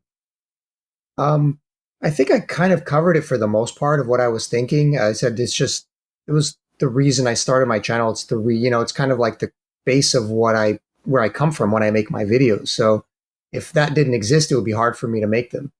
And that's really where I'm coming from. I'm just kind of being true to what's interesting to me, and it's how I decide on my topics and what I want to talk about and what I don't. It's Right. part of why, there's certain things I do and there's certain things I don't. I don't review a lot of certain games. I don't review bad games, not because I don't want to give bad reviews. It's just I don't have any interest in it.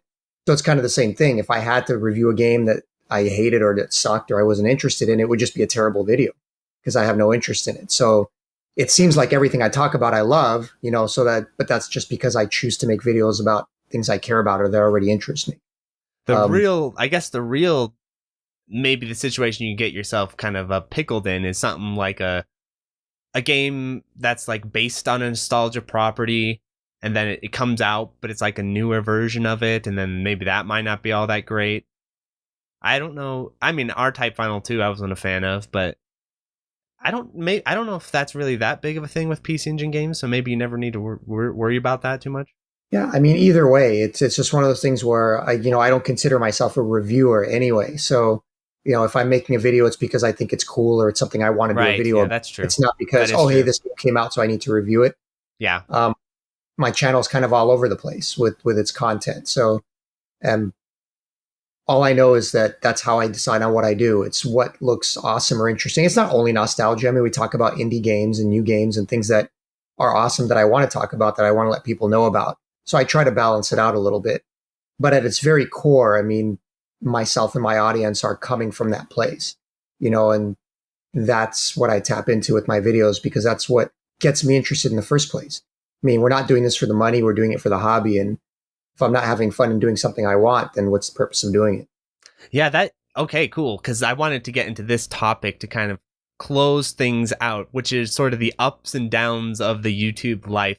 And I think all three of us, well, it'll be fun to get all of our thoughts on this because we are, pretty different YouTubers as people and as like channels and everything, even though we all talk about shmups.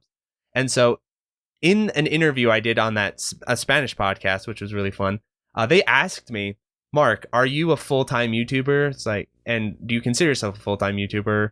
And I said, well, unfortunately, as awesome as that would be to be a full-time YouTuber, absolutely not.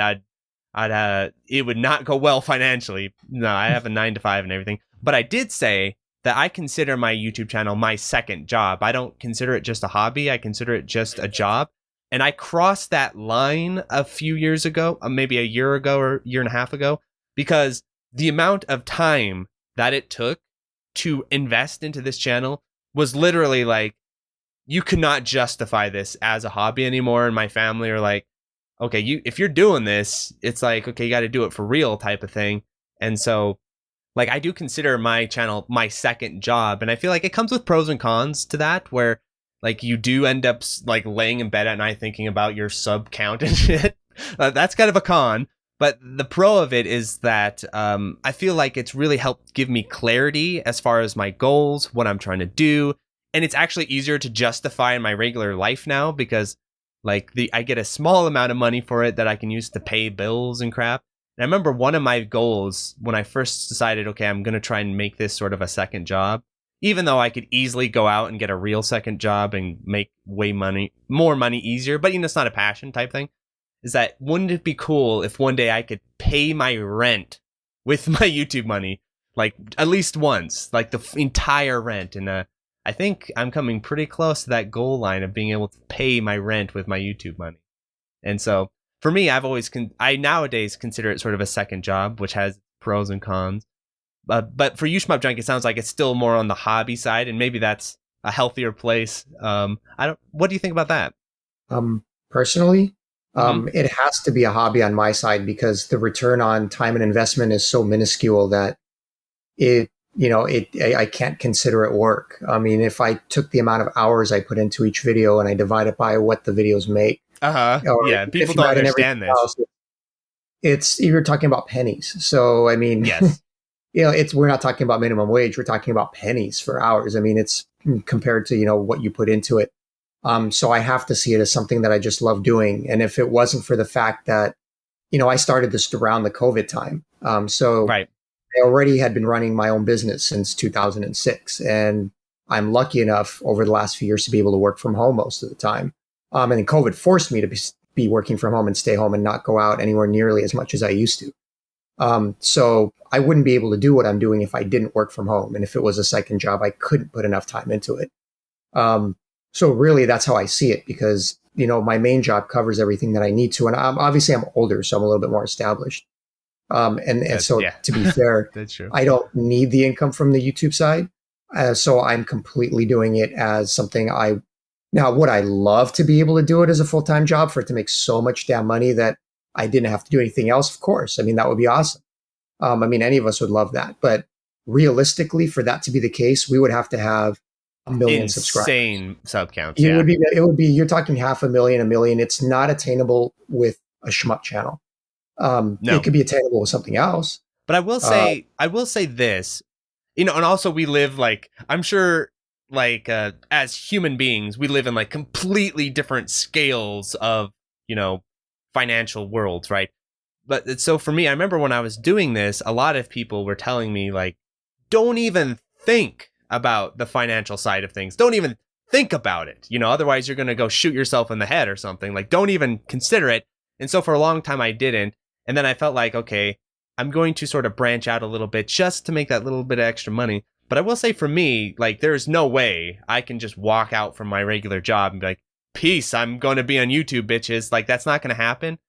But it actually does help me financially in a way that I was surprised by. It does actually, month to month, I'm paying bills with my YouTube money. It makes a difference to me. But what do you think, it's Ed? Great.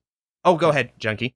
No, I didn't really have that much left to say, except I was saying it's great that, you can get to the point where at least it's doing something, where you can do something you love. And on top of that, it's helping out with the bills, Yeah. Regardless of whether you can justify the amount of time you put into it or not. Because like I said, you could get any other job in 5 seconds and make way more money. You'd be paying a lot more bills than you'd be paying, but you wouldn't be enjoying it, and you wouldn't be doing something that, something important. Right.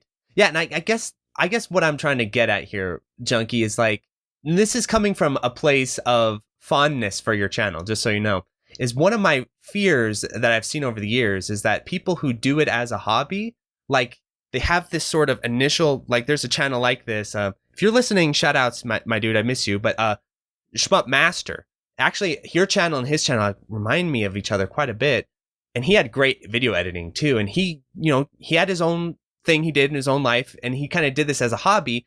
And then once that passion is sort of gone, and once the rubber meets the road of, okay, this isn't fun anymore, boom, it's just done, or they kind of pack up and move on. And that's one thing that I felt well, at least, for me, having that financial stake in it gives me that little extra push to be okay, even when I'm feeling burned out, or even when I'm feeling my fans are, I'm pissing too many people off, or I feel lost as far as what direction to take the channel or whatever.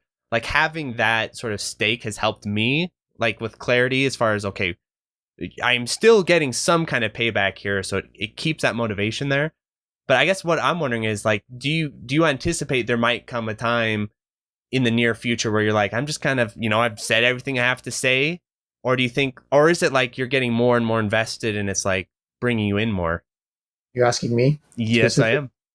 Yeah. I would say the answer is both. I am enjoying it, and I am getting more invested, and I want to make it something special and keep creating.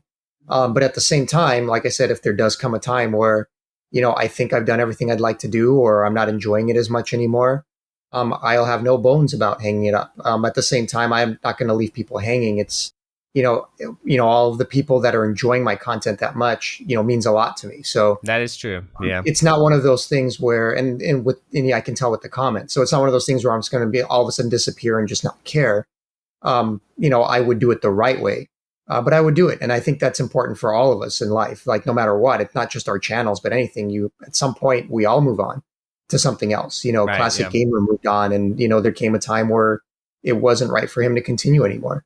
And everyone makes that decision for themselves. But if that, I said, it definitely is, at least at this point, is not a financial source. So it's not going to I'm not going to continue to do what I'm doing for the extra money. If I'm doing it, it's because I love doing it. And I think we're building something and I'm going to keep doing it until I don't want to do it anymore. Yeah, I this is something I think about almost on a daily basis, so maybe that's why I'm asking you about it. But Ed, I'd love to hear your thoughts as well, being around through this whole wild ride of YouTube. What's been your sort of relationship as far as, do you view your channel as sort of like a part of your lifestyle now, or is it still kind of a job? Do you consider it a second job as well, or what do you think? I do consider it a second job, but only as an extension of, I've kind of got it like a small media empire. Right. That's true. For those of you not in the know, I do a lot of music as well. And for a time, I was actually contracted through a local firm, and I was pulling $1,000 paychecks from these guys for composing video game music and making sound. But the work dried up, and I had to resort to becoming a bottle slinger at a local depot. So now I'm working full-time, breaking my back because there's no other work, and this is the last sort of vestige of creative work I've got left. Right, I don't even compose that much music anymore, if I'm totally honest. I've sort of been falling back on my back catalog I've made about 280 pieces of music for YouTube, with another maybe, I think I did something like 100 anywhere from like 100 to 200 pieces for this other firm. So around 500 pieces is what I've done over the course of maybe 20 years or so. But yeah, freelance stuff is a brutal environment. Yeah. One day you're there, one day they're like, peace, brother. And that was that. Yeah. But I mean, I've gotten PlayStation 4s out of it. I've paid the rent. I've done, I've gotten some, I've been really dumb with my money. I bought Koryun for like $680. And I've done great things with it, and I've done stupid things with it. But the most important thing with what I'm doing with YouTube specifically is that it is helping perpetuate it. I'm able to get stuff that I'm interested in covering without having to rely on publishers or that is or true. donations That's a or big whatever. one. Yeah. That's a big one for the review game. Yeah. Like, I just spent $65 on Death Smiles for the third time. I'm like, dear God, my wallet's yelling at me like, what are you doing, bro?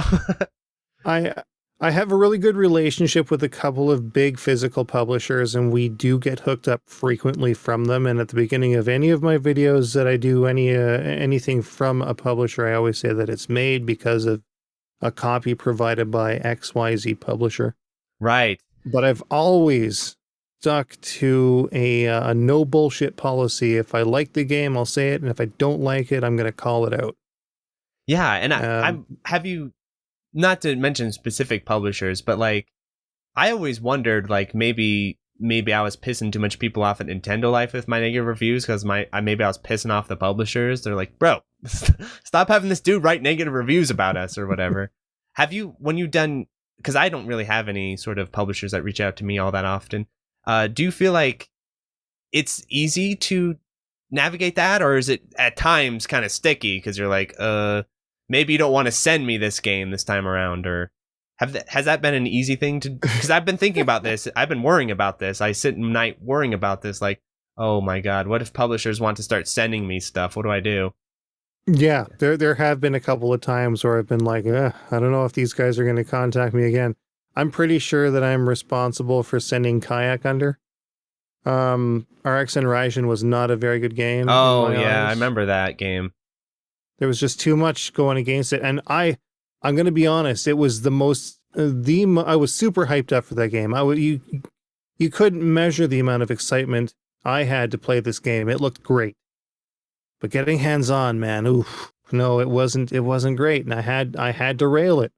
I had to point out all of its flaws in painstaking detail in a way that, in a way that no one but Bullet Heaven can do. and yeah, I haven't heard anything from Kayak since, and I think they're done. I think the last little bits now are being handled by East Asia Soft. And one thing I've always been worried about with this sort of stuff is, like, for instance, I'll get people contacting me maybe to like review their indie shmup or whatever, and I sit, again, this is another thing I sit up at night worrying about, like, oh my god. Luckily, it's turned out okay most of the times. Like, I haven't had to destroy anyone's games too badly. But I remember the first time this came up was with this game called Demon's Tilt, which was this pinball game. Oh, yeah. And it's a cool game. It's a great game, actually. And I was so nervous because I was like, what if this game absolutely sucks? And then I've got to because the guy was really nice and I had him on the podcast, and it's like, okay, what if I have to like destroy his game to his face? Like, he's on the podcast. I'm like, yeah, but your game sucks, bro. But luckily it was a great game, so I didn't run into that. But I do worry about that a lot with that sort of thing, where like maybe in some cases I'd be doing you a favor not reviewing your game. It's like you send me your game. It's like, maybe you don't want me to review this, because if you get like 3 reviews and one of them is me just bashing on it or being critical of it, I mean, that could be not a fun time. But then I don't know, I get caught up in that a lot, worrying about that, as far as where's that line between like being fair but not being like brutal, so that's always been tough for me. I will add, actually, I'll add that I never really thought I never really got hung up on whether or not I would feel uncomfortable reviewing another game, or whether or not I would face, how to say, fierce opposition on my final decisions on a game until Series 11. What game was it? It was a game, I don't know if I should say it or not. Well, you reviewed it though, right? What was your review? I did, yeah, I did. But it was a game. It was okay. I get what you're saying. Yeah, I don't want to. I don't think I want to bring the game up because of the way that it was handled on the publisher side. It was the first and only time that a publisher, and it was an indie guy, right? He begged me to delete the review. Oh yeah, that could be tough. Yeah, to be in and that. I said no. I will not. I will not budge on it. Well, that's my fear. That's my fear. With it. Is my fear is like some indie guy sends me his shmup, and then let's say I give it a negative review, right? And then he messages me like, "Bro, I'm like eating ramen noodles now because you destroyed my financial prospects." I'm like, "Oh shit!" But at the same time, I don't want to be a shill and just pretend something's good when it's not, and have my fans buy something and then they're like, "What the hell, Mark?" So that's always the part. That's the part that worries me the most, and I worry about the most with this sort of stuff, is like that keeping that line clear, but without being just brutal. But it's tricky. The thing that punctuated the whole thing, though, is that it's not even the fact that he reacted that way. Is that in the review we actually said, "Hey, the ideas here are really good. They just have to be tweaked and fine-tuned." And there were some really great ideas, like this particular game let you unlock 3D printable models. So like if you achieved a certain achievement in the game, you could 3D print the game over skull. It was a cool idea. More companies need to do this. 3D printable bonuses that you can unlock in the game. That's cool. That's a great idea. But he didn't see that. He didn't hear that. He didn't hear all the things that we said good. He only heard the negatives, and he doubled down. He didn't do a thing with the game. Yeah, the reviewing game it's a tricky balance. I don't think I totally have the answers yet, but it is a tricky balance as far as what to say, what not to say, what's fair, what's not fair, all that stuff. And there's not really an easy guidebook to it. And I'm a reviewer, like I said before, and only talking about things that I enjoy anyway. But I have gotten into situations where somebody sent me something and I didn't like it, or it's not that I didn't like it, but it had issues. Yeah. And the best thing that I did was I just got in touch with them. I said, "Look, I really like this. I really like that, but these are the results. I think I even mentioned it to you once, Mark. I'm not going to say their name, but right. I mean, I feel bad because they sent me a $600 product. That is my nightmare. You have no, I I was like, look, I can, there's all these great things I want to say about it. There's all these things I really like about it, but it doesn't perform. And as soon as I mentioned that in my video, most of my subs are going to say, no way I'm paying that kind of money for something like that. So it's not going to do you any good. Are you sure you want me to review this? And they said, no, it probably better is that you not. And I said, absolutely. Because I wasn't going to spend 40, 50, 60 hours putting at least. Yeah, I know. Putting a video together like that and then having them, not want it or take it down. So I let them know up front. And that's kind of what happened. So I've run into that before to a certain extent, but yeah. And I think you're going to start running into it more because your channel is popping off and people are the dollar signs are going to be flashing in people's eyes. They're going to be sending you, you're going to be reviewing mobile games soon. They're going to be sending you mobile games like, yo, bro, check out our mobile game. Not interested. I won't do it. And if it sucks, like I said, I'm going to give them the option because I don't enjoy doing a video about something that sucks. Oh yeah. Because at the end of the day, it's just not a good video. It's not going to be a good product because I'm not going to enjoy it as much. So it just won't be edited as well. It won't be scripted as well. Like it just doesn't excite me. That defeats the purpose. So, and that's why I said our channels are so different because, Ed is a real reviewer. I mean, he reviews everything, every game, and he deals with the consequences of that. And there is a value to that people don't understand. Yeah. Of like, people like, for this is another thing that I really hope people can understand with Studio Mudprints and just like the entire catalog of his reviews over the years and all that stuff is that a great option select that a lot of YouTubers take these days is never reviewing anything that's, if you consider yourself like a reviewer, if that's like one of the things you do, is like never reviewing anything negatively, or if it's a negative review, you temper it, or you just don't cover it at all. And then like you don't hit that backlash of angry people yelling at you about your R-Type Final 2 review or whatever it is. But at the same time, like if everyone starts to do that, and we've seen that with just larger gaming journalism, everyone starts to do that, then you get this sort of like club that appears where, I don't know, it starts to feel very insular, and then people are buying things and they're not realizing it until it's too late. Like, oh crap, this wasn't that good. But it's a service. Like what I'm trying to say, it's like a service to the community. Like it is a service to people out there to warn them, oh, okay, don't buy this. This could be a problem. But it's not a glamorous profession. It's not glamorous to do it. But I do think it has value that people don't immediately pick up on. Yeah, I have backed off a little on certain aspects of the reviewing process, though. Starting with Series 13 this year, no numbered. There's no numbers at the end of it for the first time since like Series 3. So you're not going to get a 5 out of 5, 4 out of 5. Oh my gosh, 5, numbers! et cetera. Yeah.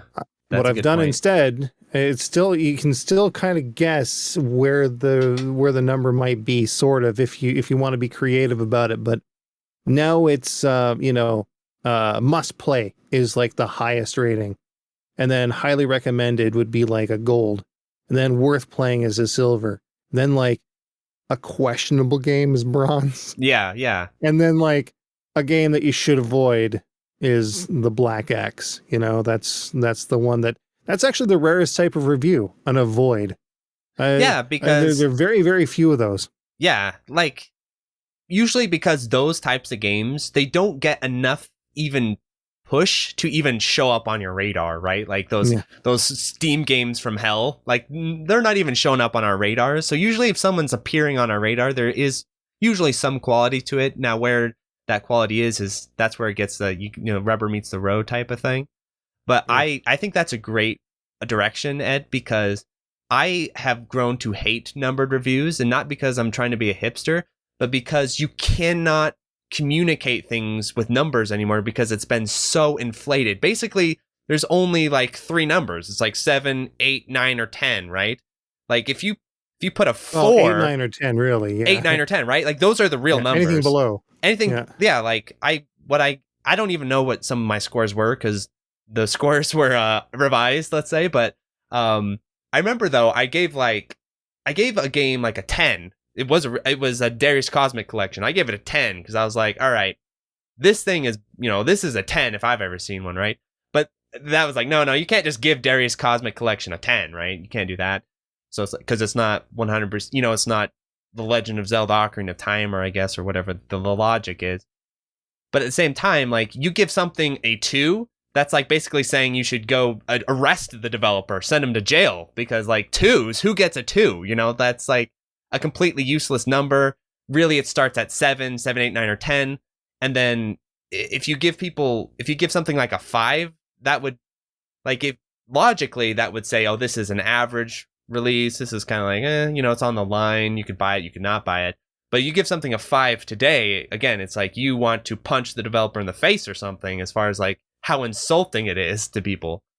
So that's why I think avoiding the number system is a great idea, because you can't really communicate what you're trying to communicate with numbers anymore, because it's so inflated and all over the place. It also kind of forces the audience to sort of think for themselves a little bit rather than relying on somebody's opinion entirely. Yeah, and people get caught up on numbers too, man. Like, you give something a 7, I remember one review I gave something like on Nintendo Life, because you have to give them numbers. I gave something like a 9, and then I gave something else a 9, and I said one was better than the other. I was like, and someone was like, hey, what the hell here? Why did you give that thing a 10? I was like, well, because I wasn't allowed to give it a 10. That's why. So they're both 9s now. So yeah, numbers, I think, will...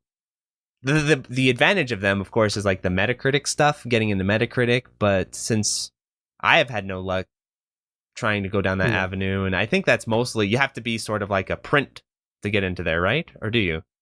Yeah, I think there's like, there has to be a print element to it. I'm sure if I did something with like press pause, but even press pause now is numberless. So right, yeah, I think we got rid of that last year. The turning point for me was the Hyperdual review. That was it. I knew that I had to do something after I took so much flack for it, because like it was a good game, but like it wasn't life changing. What number did you give it? I think I gave it like 3.75 out of 5. Yeah, out of 5. It wasn't a terrible review. So that's like a 7. I'm trying to do it in numbers here. It's like in 7.5. 7.5, 8, yeah. So that's like so like in your brain, that's like a positive review, but like I'm saying, in the brains of Metacritic, that's like a negative review. You son of a bitch. I did call it the year's biggest disappointment, though, just because like it was so hyped up. Everyone was like, "You gotta play this game," and I'm like, "Okay, I'll buy it." So I bought it, and it was expensive. And I'm like, "Oh, how much was it?" Like $600. What the hell is this? Hyperdual is an what is expensive this? Game. Yeah, and you're also going against nostalgia, because it's a nostalgic game by Technosoft. There's a lot of people that really like it, and so you're going to get that kind of. So it's a retro game. It is, yeah. Oh, is that the one where it's like a mech? Is it the one where you're in a mech? It's kind of like Macross without the middle form. Oh, okay. A little bit. So like already other games have done kind of what it does. But like I couldn't understand how everyone like loved this game and just sung its praises. It's a mech. That's why. Like mechs are awesome. But without vaulting Technosoft's own Blastwind and Thunder Force 5 above it, because in my eyes those two are better games. There's more nuance to them. Yeah, people don't understand that though. People don't understand with numbers that they're not in deep, right? They're not in a vacuum. People this is another thing too, that why I think it's good to get away from numbers, is because in your brain you're like, well, I gave Thunder Force 4 of 8 or whatever, so I can't give it more than an 8 because Thunder Force 4 is an 8. But in the brains of your viewers, they think you gave Thunder Force 4 like a 12 out of 10, so they don't need to worry about that, and so this should be a 7, right? So all those problems start to come up when you start using those numbers. But what I'm saying is I think that's a wise decision. So to close out the episode, I thought let's get from each of you the biggest highlight of your YouTubing life so far. Like, what was the biggest like hell yes moment, and then what's been the biggest like, oh, screw this moment? Like, the biggest high and the lowest low for each of you. I'm gonna go first. Yes, Go start for with it. Junkie. I got to think about it. Well, the highest high. Well, the highest high is easy because that's actually going on right now. Not so much on the YouTube side, but just the project that I'm working on, which Mark knows a little bit about because it was just announced yesterday with what we're doing with Toaplan.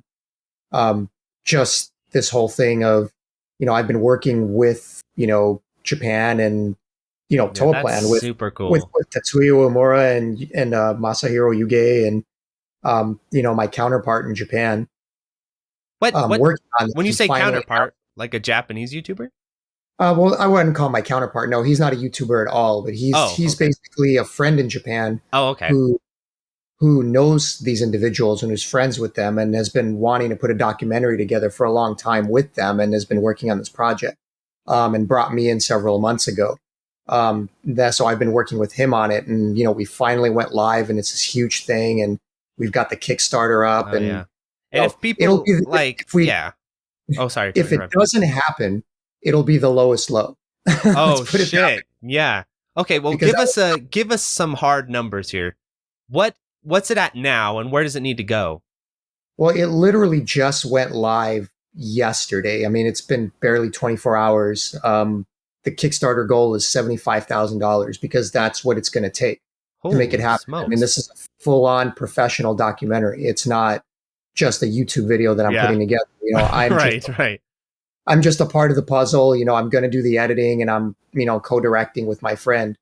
But I mean, this involves, Toaplan. It involves M2. It involves Manabu Namiki. It involves, huge names in the industry. Yeah.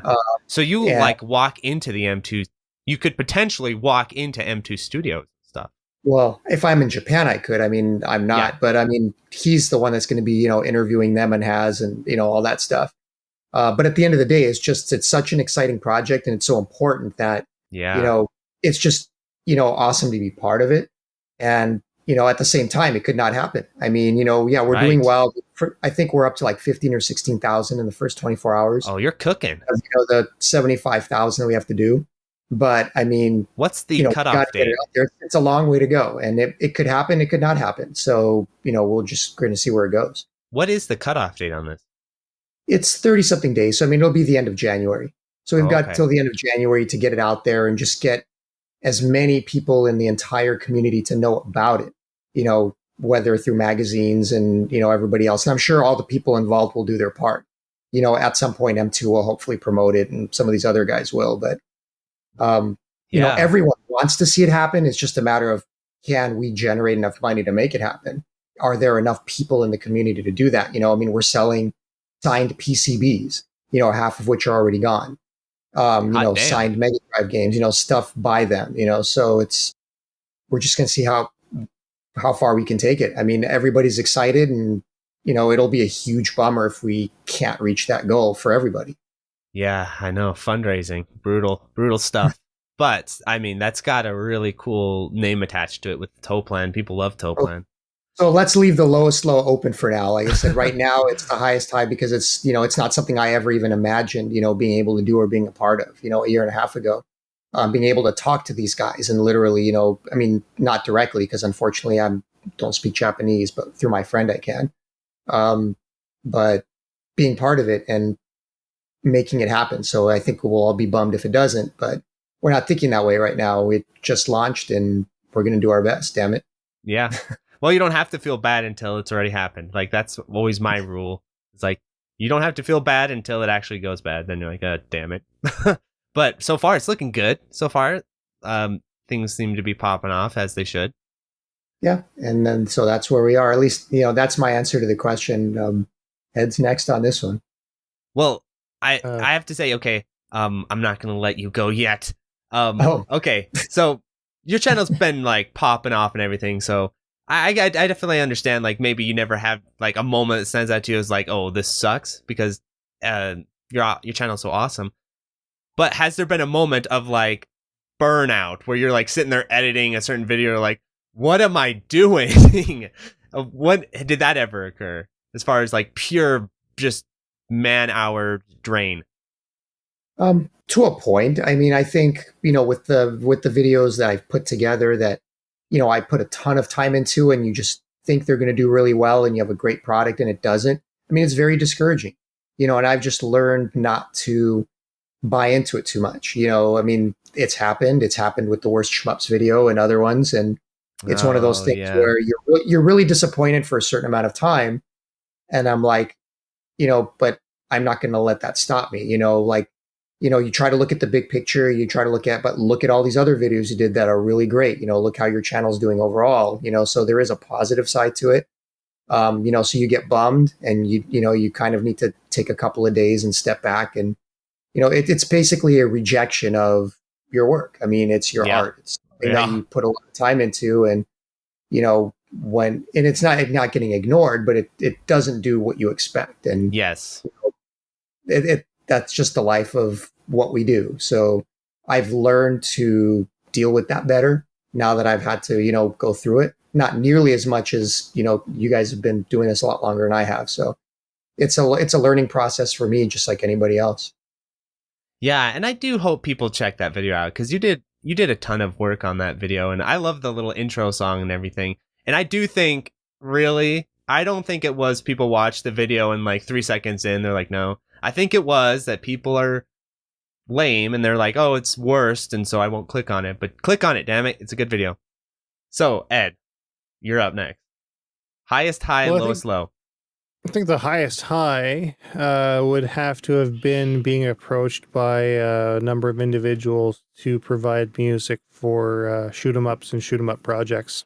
For a while, it was no secret that my YouTube platform was basically a dual platform for the music that I was doing as well. And again, 280 tracks are on my Bandcamp page alone that were just made for YouTube. Basically, I've been a part of the My Life in Gaming M2 documentary, the M2 Complete Works. Oh, were you? Yeah, they curated That's an awesome documentary. A bunch of the tunes in there were curated by them, and I did a couple of unique pieces for the really project. Cool. You can still see with the old Sarah Flash title in the beginning. It says what was it? Musical Chosenshi Sarah Flash, which is musical super soldier. That's cool. That's a underrated documentary. And then, of course, I did the soundtrack and then Ultra Arrange Plus tracks for Shieldmaid MX recently. Oh, that's cool. Awesome music. Well, you did a great job with that. That's some of my best work, I think. I've really experimented with some neat sound sets. I bought 3 new packs just to put into 3 new tracks for that game. So that was a lot of fun to do. Got a lot of good feedback from the creators, so it sort of drove me to do even better. And by extension, they actually improved their game to match the music. It was kind of a back and forth. So the final product, I think, is pretty choice. It is, and I hype it a little bit for you. Like in the video I did for it, like I was like, the music in this game is awesome. It was done by Studio Mudprints by Ed. You should really check it out. Yeah, I've gotten a lot of good kind words for the soundtrack. Have you heard the Ultra arranged tracks yet? No, I haven't. I didn't know there was Ultra arranged tracks yet. I'll send you a link. Do you have to unlock them? What's that? Do you have to unlock the Ultra range? No, they actually added them in a free update. Oh, nice. Yeah. So when you play through it, the subsequent loops have the new arranged tracks. There's the core tracks and then 2 sets of arranged tracks within the game. So plenty to listen to. I also did arranged tracks for Ghostblade HD, and I did an arranged album for Ducks 1.5 on Dreamcast. So those are a couple of other projects that I've done just purely through getting people getting in contact with me through my YouTube links. Lowest low, I almost died last year, and things sort of like my coming to terms with my mortality sort of drove me into a really dark place. So I sort of imploded around October. It was a really low. There was a time where I almost hit the nuclear button and was almost done with it completely. Oh yeah, your channel went offline for a few. Yeah, there there was a good chance that it wasn't going to come back. Because, I figured if I'm not going to be around anyway, who cares? Well, That's I basically what it remember was. during that time, people were messaging me about like your channel going offline and everything. And I think I talked about it on like a Patreon podcast episode, so 12 people heard it. But I was saying that, well, surprisingly, I felt a good amount of empathy for you because I was going through a similarly, not as difficult at the time, but I was going through a hard time with just like getting a lot of backlash over like everything I did. Everyone's just mad at me all the time. And I was saying to people that when you're in the eye of the storm of YouTube, like you don't see the people who like what you do as clearly. You see the people who are mad at you like front and center in your brain all the time. Like, that just rises up to you and is like constantly in your thoughts. And you start to like lose the ability. It's not even just like mental, like you physically, like people don't just randomly message you and say, yo, you're sick, bro. Like, you're fucking awesome. I love you. That doesn't happen. That never happens, or it happens now and again, but not that often. But you will get people randomly messaging you, like mad at you. Like that happens way more often. So you start to lose the ability to see the people who appreciate what you do.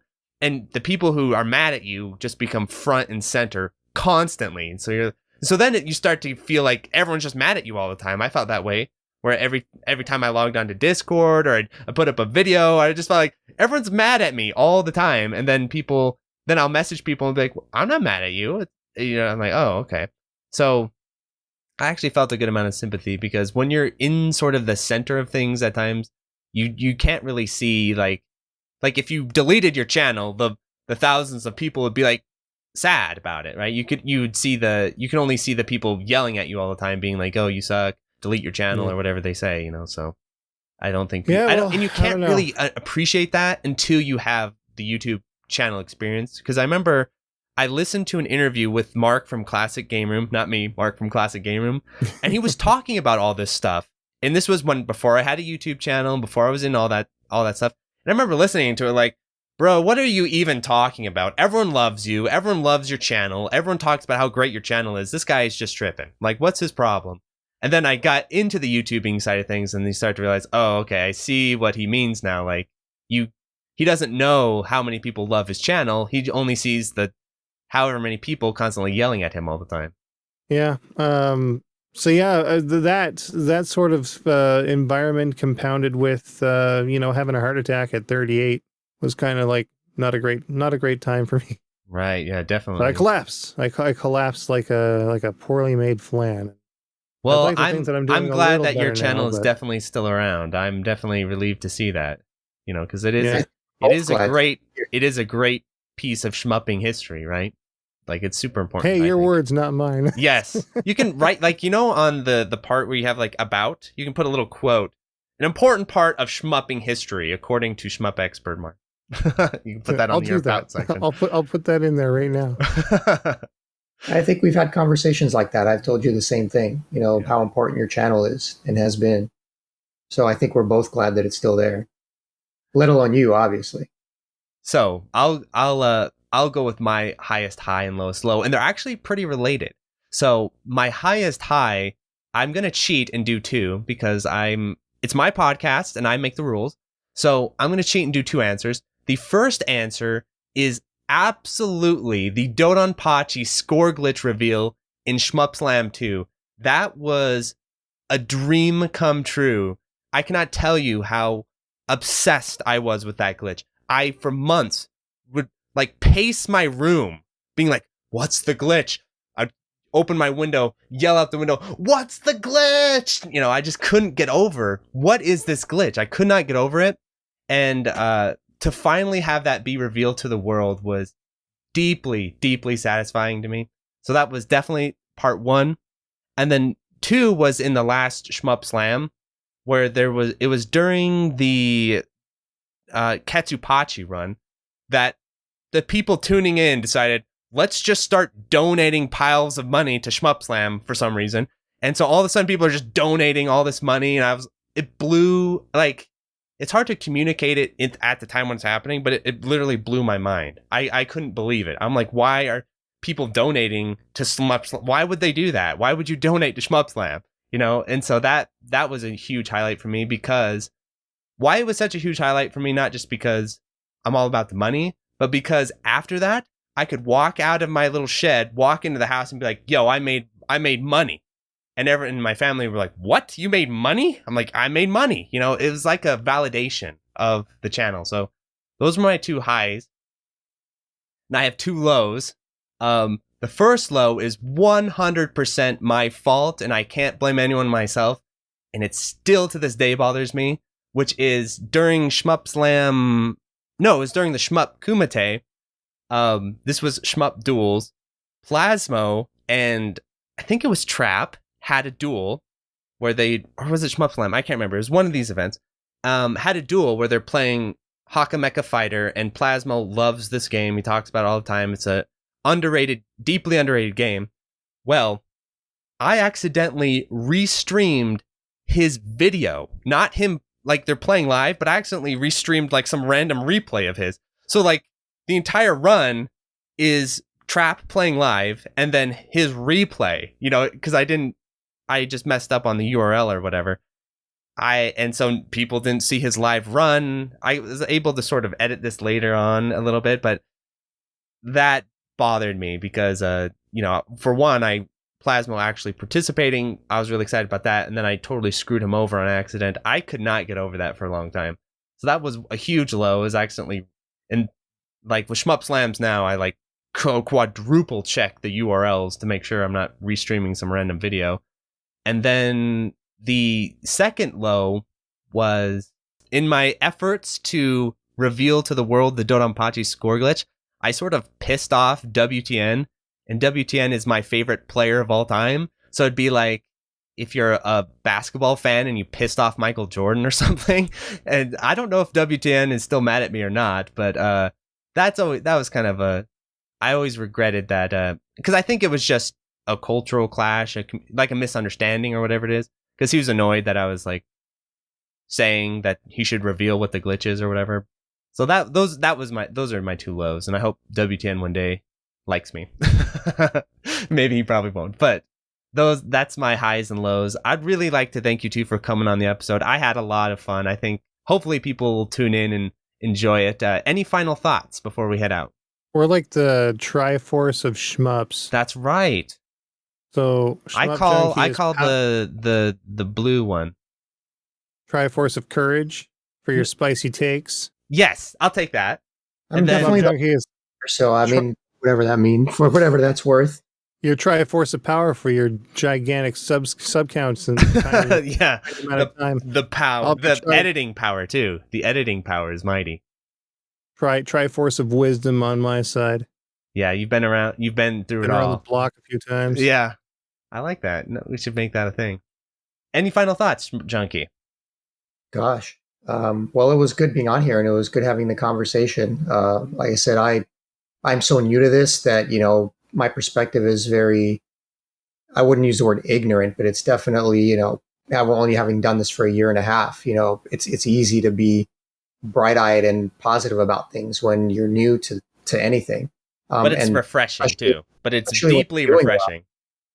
You know what I mean? So, I do have to say it's deeply refreshing, and I do think your entrance into the shmupping world has been a good thing for all of us. Like, you brought a whole new energy to the scene that I don't think would have existed otherwise. So I'm hoping it's helping everyone and helping the community. And I said, for me, it's just something I'm enjoying right now, and I'm just going to ride the tide and enjoy it as much as I possibly can, and help everyone else I possibly can as long as I can until it's time to stop. So that's where I'm at. I looked at my analytics today when we were talking about like the age demographics, and on the side it's like most frequent crossover channels or whatever. It's like at the top, Shmup Junkie by like a mile. It's like, so yeah, your channel's existence deeply helps my channel. There's no doubt about that. Get started, and when I was nothing and I had almost no subs, so I owe a lot of it to you as well. So I don't know if I fully believe that, but I appreciate the sentiment. I feel it anyway. I mean, like I said, I didn't even have 1,000 subs yet, or barely, and you had me on your channel and podcast and mentioned me. Like I said, you kind of showed me the ropes when I was just figuring things out. Yeah, it's been a lot of fun.